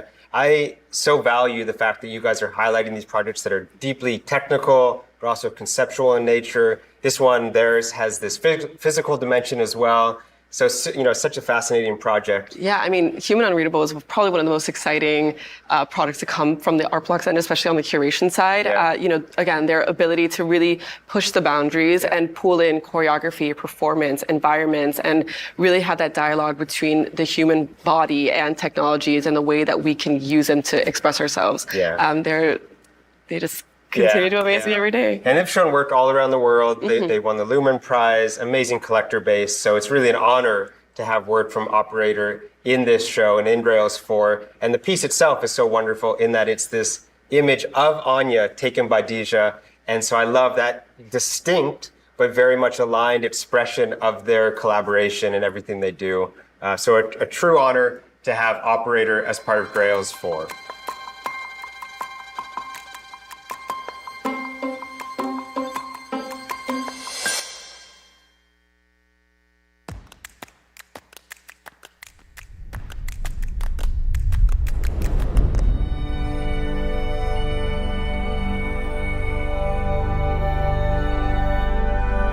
The world kind of catching on to what generative art is completely changed everything. I'd been into art since I was a little kid. I got really into painting and drawing. I took an internship as a software developer, and I found out that I just really love it and I could express my creativity in that way as well. I did a lot of pen and ink drawings, and then I did a lot of abstract work that was inspired by Basquiat, chaotic paintings and drawings. I saw a talk by Tyler Hobbs about his practice, and it inspired me to try the same thing. Ever since then, I've been making generative art. I think when COVID picked up, I had this period of time where I was just scrolling on my phone constantly, just kind of going a little bit crazy. I really wanted to replace my own doom scrolling with art making. So the idea that I had was to emulate the scrolling patterns of an iPhone. I just have been hand drawing all of the frames of the animation with charcoal, and at the end of it, there will be this hand-drawn charcoal animation, infinite loop doom scrolling. My name's Benjamin Kovac, and I live up near Burlington, Vermont. The thing I'm thinking about the most is how to bring the real world back into my art. And so that might take the form of physical drawings or creating abstract works that are more rooted in abstraction of subjects. NFTs, and in particular art blocks, flipped my life upside down. Really allows you to kind of showcase what we'd all been doing all along.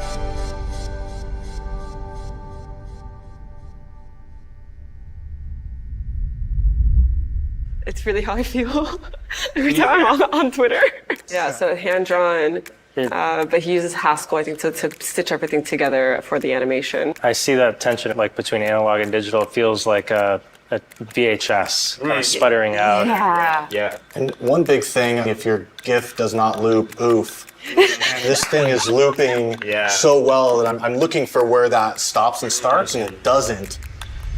What an interesting piece from Ben to have in Grails, very distinct, of course, from much of his other work. Ben uses a variety of languages, Haskell and others, and this work actually uses Haskell, which maybe you'll talk about. But I love the way that Ben has really leaned in to the mechanic to explore a new dimension of his practice here. But take us back a little bit. I know you have a long-standing relationship with Ben. Yeah, I mean, I think what Ben's always been able to do is really pull in these kind of like organic textures into his work. And so this really plays into that, but also it was hand-drawn. And I think that's really amazing. But Ben's been a part of this generative art community for a really long time. He's done multiple talks on creative coding, especially with Haskell, another computer programming language. Usually, I think in the current state of on-chain generative art, a lot of that work tends to be JavaScript, but Haskell is a language that's been around for a long time and is used by a lot of different artists. So it's really cool to be able to see him utilize that still with that the essence of his hand still being part of the work. So I love that. it's great. I mean, I'm really happy to see him participate in this, especially with a work that is so. I think we can all resonate with the feeling of doom scrolling. That commentary on the way we all participate online in many ways at the moment. And Ben's most well known for Edifice, as you mentioned, perhaps through art blocks, 100 print with bright moments. And you were saying you have this existing relationship with Ben in those early days on Slack and with Dimitri and Tyler. It's so fascinating. Yeah, I mean, he's been a part of the community since the very beginning. He sharing his work online, being able to see his work online, and just this kind of like early crew of people who were just trying to find each other through our hashtags on Instagram and Twitter and Slack. And so it's been amazing to see his journey over the last few years. Well, it's such an honor to have this work from Ben in the show. I think from a collector perspective, a very distinct and unique piece to now own from Ben and to have in this show. So that's Ben Kovac in Grails 4.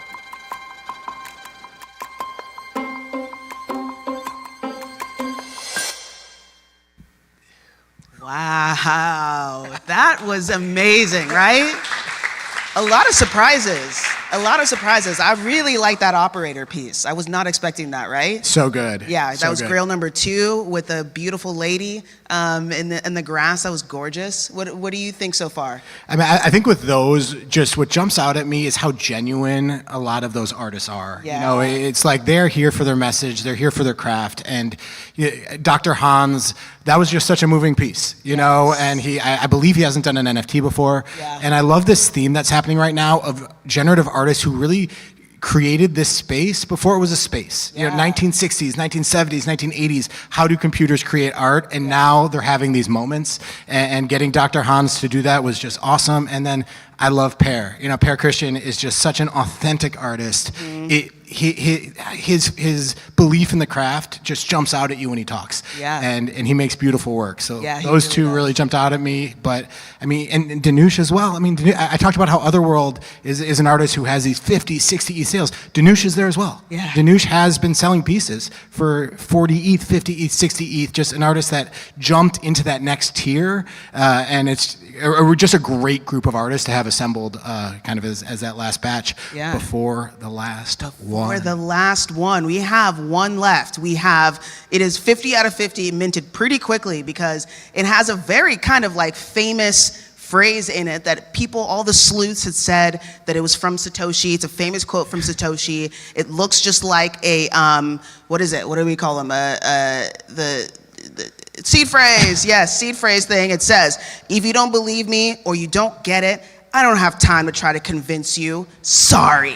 I love it. I love it. I feel like that's you. I feel like this is the Amanda. Let's go. Here we go. I am the final guest. I am the final artist. No, I'm kidding. No, I think it's incredibly powerful, and I can't wait to see who this artist is. Like, I'm stoked. What I will say is the 3 till now, we've had Larva Labs, Snowfro, Matt Kane. I feel like Mount Rushmore needs one more head. And the Mount Rushmore of Grails. Let's see who that is. Is it X-Copy? Don't say the X word. No, I'm so sorry. I can't believe I said it.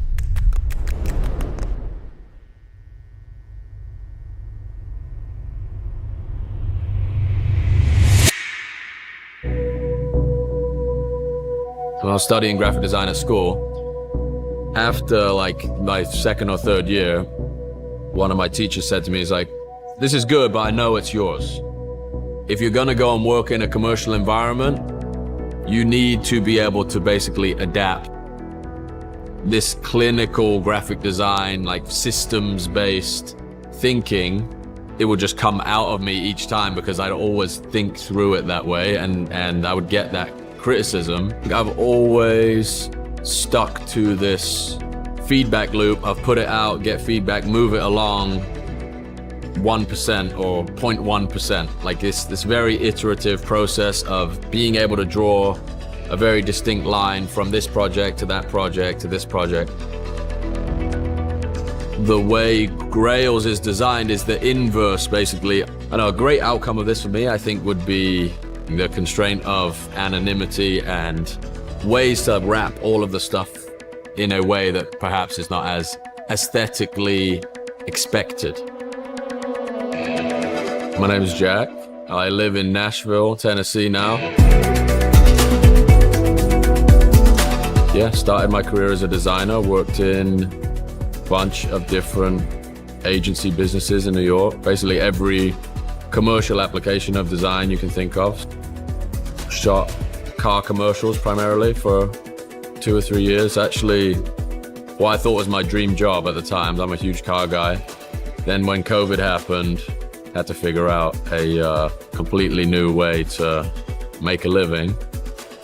I think retroactively realizing the skill set that I'd built in the agency world was taking these like complicated ideas and distilling them down into 10 images. That's when this idea of visualized value was born. I just have these ideas as input and these illustrations as output, and it was just a purely like cathartic process at the beginning. I'd read a book, find a couple things that resonated, distill them into this single visual, post that up, move on, do it again. Checks comes from the same set of principles. I think there's also this inversion of from visualized value being this very definitive answer to a question that I'd posed myself to checks provoking more and more and more questions. Like if you're designing something, you're trying to answer a question. If you're making art, you're trying to ask a question. And the internet as a canvas lends itself to that, right? It's like you're not making a piece of work, shipping it to a gallery, and then maybe meeting a couple dozen people that see it. You're getting feedback from 500,000 people at once. When I found out about the ability to mint work, it was very similar. Like I've compared the feeling to like the 56K, the dial-up modem when you're like getting on the internet for the first time. It's like, I'm not sure why, but this is different, this is special. Grails, funnily enough, is still an internet native endeavor, but the way in which it is revealed is very different. And the way I've worked for so long has been put the thing out, get the response, and then make changes to the thing. And, you know, having a body of work out there that creates an opportunity to do something that doesn't require a preview is very exciting too. Though I can't get away from the fact that all of the themes that have been in my work for the last 6 months are likely going to be very present. Can't get away from it. There it is, man. Follows me around everywhere. Wow. Okay, so Jack Butchert closing the show. Love it. Yeah, really an honor to have him. And we heard from him, you know, the way he's interrogating his anonymity and verification and this through line from checks to Grails in this interesting way and having those in dialogue. Really an honor to have Jack in the show and closing it out with this last reveal. Yeah, to me, there is no artist over the last few months that has been more talked about and just get really people excited again about what's possible with NFTs. Yeah. How can they push the mechanics behind the scenes that makes this a lot of fun? Yeah. I mean, part of collecting, part of being in this Web3 environment, in this community, is the excitement around the newness of it. Yeah. Like, how can artists take this one step further? And Jack has been just such a central figure in pushing the envelope there. And so to have him as the final Grails artist for the season is just, it's spectacular. Yeah, and I love the way that he engages his collectors and the audience. This is a participatory moment where the collector gets to play a role in the final output in these interesting ways. And again, in Grails, doing that in a slightly different way here, but very much a through line to his prior work. Jack is such a adept commentator on cultural moments. Yes. And what is valuable and how to communicate that through his work.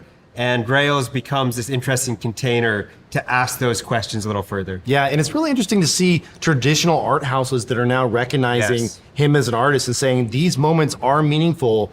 They are creating a cultural moment here. Yeah. This is something that others, art collectors, want to collect. Yeah. And so we had Christie's that did and showcased some of That's his right. artwork and did a sale around it as well. So yeah, a lot of great collectors of his work. Yeah, really an honor to have Jack in the show, closing it out for Grails 4.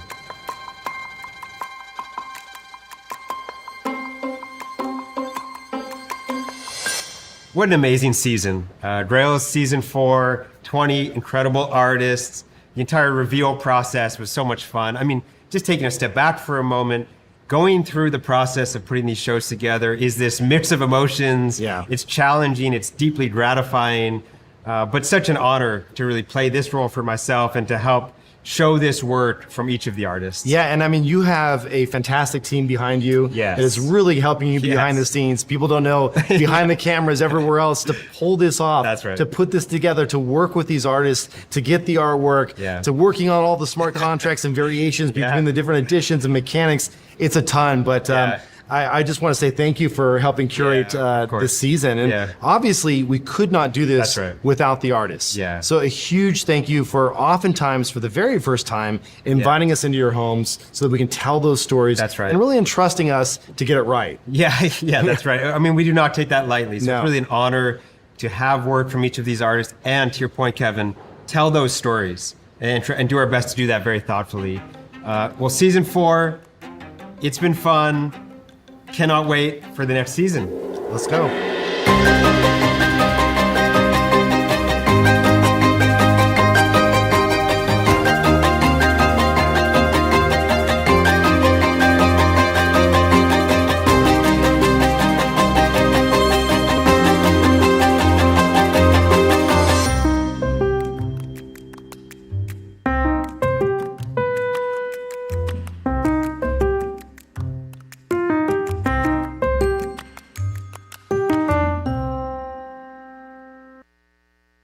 Yo, there's more. We got a little after show. This is like MTV. Remember when they would do this thing and then they would do the after show afterwards? I don't know. I'm aging myself, but we are here. I'm Stevie. Sam, how do you feel? We're done. I feel good. Yeah? I said that whole Mount Rushmore thing, and I think if you're going to put someone on Mount Rushmore from 2023, who's in NFTs, then Jack Butcher is that person that goes there. He was the man of the year. Like, there was no doubt about it. He is probably the one artist that would excite the most people who are here every single day. So congrats to everyone who minted that. Like, that's amazing. I was not expecting that. Yeah, and the market's liking it. I think there have been a couple sales at 5 ETH since they found out that it was Jack. So that's exciting stuff. Yeah, I think there's something beautiful about that connection. Actually, my husband is here in the live audience. He was very, very, like, I don't know, enthralled by all the like previews that were going on Instagram. And he was like, I want to come. And his favorite one was that one. So like, he's got a good eye, some good taste. And again, congrats to everyone who has that Jack Butcher piece. It's amazing. Yeah, but I'd also just say congrats to so many different collectors because there's such a wide range of unique pieces here and unique artists. From up and coming artists to people who've been in this game for literally 30 years to Jack Butcher, who is one of the most influential people in the space over the past 7 months. So I think there's a really nice range of talent and pieces that people can get excited about. Incredibly well curated. I think, the art itself was some of the strongest I've ever seen in the Grails series.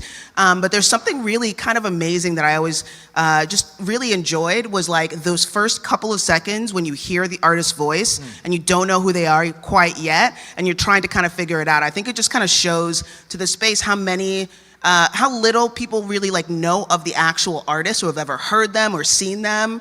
And I just really love that, like that moment of those couple of seconds where it takes you some time to kind of figure it out. And if you can figure it out before like those lower thirds, like that feels good. You're like, I'm a real art person. For sure. No, that's true. Yeah, That's yeah. right. And then two people just within Proof who I think we have to recognize right now are one, Mao and his team, because what you're talking about is that feed in from a production side. Yes. That is just such a well done video. So Yes. let's all give it up for Mao. Give it up to the Proof Media team. That whole crew. Best team in the game, 100%, 100%.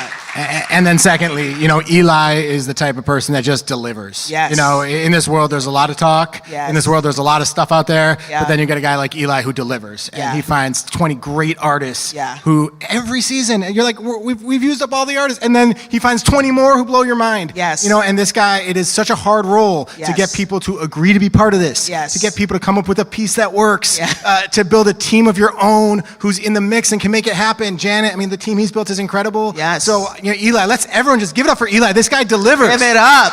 Give it up for Eli. You want to come up? Let's go. We got him here. We got to bring him up. We got the man right here. He's here. He is comfy. I mean, seriously, this whole time he's just been sitting in the corner reading the comments, just like really soaking it all up, man. How are you feeling? Yeah, I'm feeling good. I'm tired, but I hope everyone enjoyed that. That was a lot of fun. It was painful to be in person watching myself on that screen. That was extremely painful. Dude, your slow walks. We didn't get the walk at the No camera. walk. We Yeah, didn't get that, man. Mao itsnayed the walk this time. Come No on. buttons, no walk. No hat. Yeah, small buttons. I feel like the walk was becoming signature, Mao. And you killed the signature, man. No, That's all man, right. you That's should all be right. proud of yourself. Any single thing that was happening during the show that jumped out at you? Was it so pre-prepared in this? I mean, you were there the whole time, or was there something about experiencing it that jumped out at you? I don't think so. I mean, it's hard to look at it objectively. Initially, when Mao and I are in the editing bay and we're watching this, you know, you pick out all these little tiny details, and then watching it from this perspective, I was able to see it a bit more objectively this time, and it felt quite good. So I hope everyone enjoyed it. That was fun. Yeah. And did you announce the winner? I have not. Of the giveaway of the and which one are we giving away? We have 3 artworks. You choose. We have an Otherworld, a Yazid, and a Roope. So you choose, Amanda. I'm going to go for the Otherworld, only because that was the surprising one. I am like obsessed with it. I would like it. I mean, wait a minute. Can you just give it to me? No? No? All right, then the winner will get it. And the winner is, Alex has looked it up. She's done all the research. The winner is Enrico. Congrats. Enrico, yay! Enrico, you win the Otherworld. Congratulations. It was, amazing. And so the answer to the 2 artists who were inspired by nature was Perkwork, per Kristian Shavonne, and the ocean specifically, and Ayla, yes, Grail number 18. So congrats to you. Yeah. So what's that process like when you're talking to artists to see if they will be part of it? What makes artists want to be part of this, and where is the sale difficult in getting them to join Grails? Yeah, it's not that hard. I mean, we've had so many amazing artists at this point that they see what we do in terms of telling those stories, and I think that's quite attractive in and of itself. Also, this opportunity, as some of the artists talked about, to explore new dimensions of their work. I saw someone in Discord say, let's take a shot every time Eli says dimensions. So I'm gonna try to avoid that one. But you know, it gives them some freedom to investigate an old part of their practice, maybe something brand new, in a way that's very hard to do when your name is attached to the work from day one. Yeah, when I was talking about the Mount Rushmore, right? Yeah. The Larva Labs, Snowfro, Matt Kane, and now Jack, who've been the last ones. But when you're thinking of Mount Rushmores for generative art, you also think of Dimitri, you think of Tyler, and they've already done Grails as well. Correct. And with both of them, they did photographs, right? So Dimitri did a photograph. Tyler's was generative that looked like a photograph of the nondescript wall that I think some people here probably and watching own. So that was actually generative, that one. Amazing. Yeah. But Dimitri's was from Korea, I believe. That's like right. A shot of an intersection. And yeah, I can see where that's liberating if you're Dimitri and you have a certain generative look and feel and then you do a photograph. Yeah, that's right. I mean, we saw that with Ben Kovac, right? I mean, he did that Doom GIF piece that he would never probably present in his general practice because he's known as a generative artist. Mm-hmm. And then the other thing you got to do was work with incredible artists as hosts. And what was that experience like, getting to work with Sam Sprack and work with, I mean, just so many great Well, and then I have two right here as well, so I'm pretty fortunate. Yeah, that's always super fun, right? And that makes my job incredibly easy because I just kick it to them and they spit knowledge. And having Sam and Coldy and Kevin and Sophia and Derek, I think it really uplifts the show in a really interesting way. And do you get worried at all the day before? Do you get those jitters the night before these reveals? You know what? If I'm being totally frank, I don't. I think we all put in the work ahead of time and spend a lot of time doing these shows that I can live with the results, knowing that we've done that. Mao's team, you guys, everyone really shows up in that way, so I can live with the results once we get this far.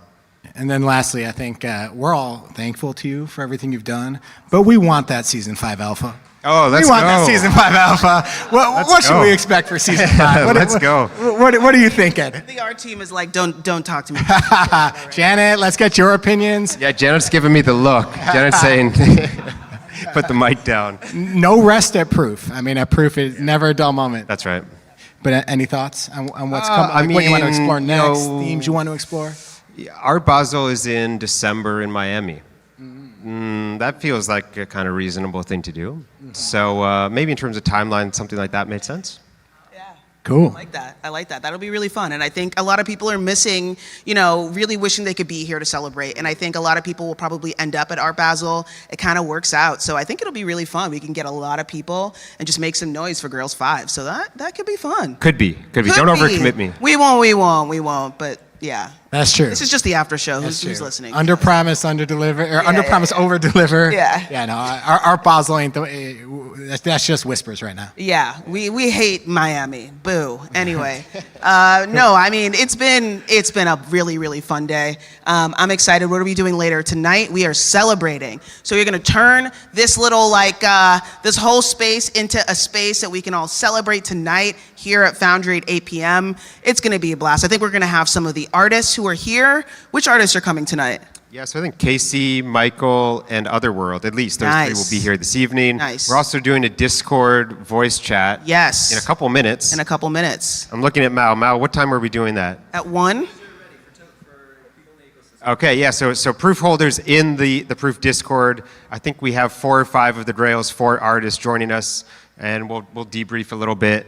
I'll try to get this guy in there. I know you'll be there. Yeah. So that'll be fun. Yeah, I think the best part about it is that we, right after Grails premieres, we get the artists in. And I already saw them in the Grails chat already, getting super excited. Ben said, I've actually never seen that X-Copy Doom piece. I think that's hilarious. So it's really cool to kind of just see the artists jump in. We're going to do a little voice chat with them. It's going to be a blast. So see you soon. Mao is telling me to wrap up, and he hates when I do that. But bye. Bye.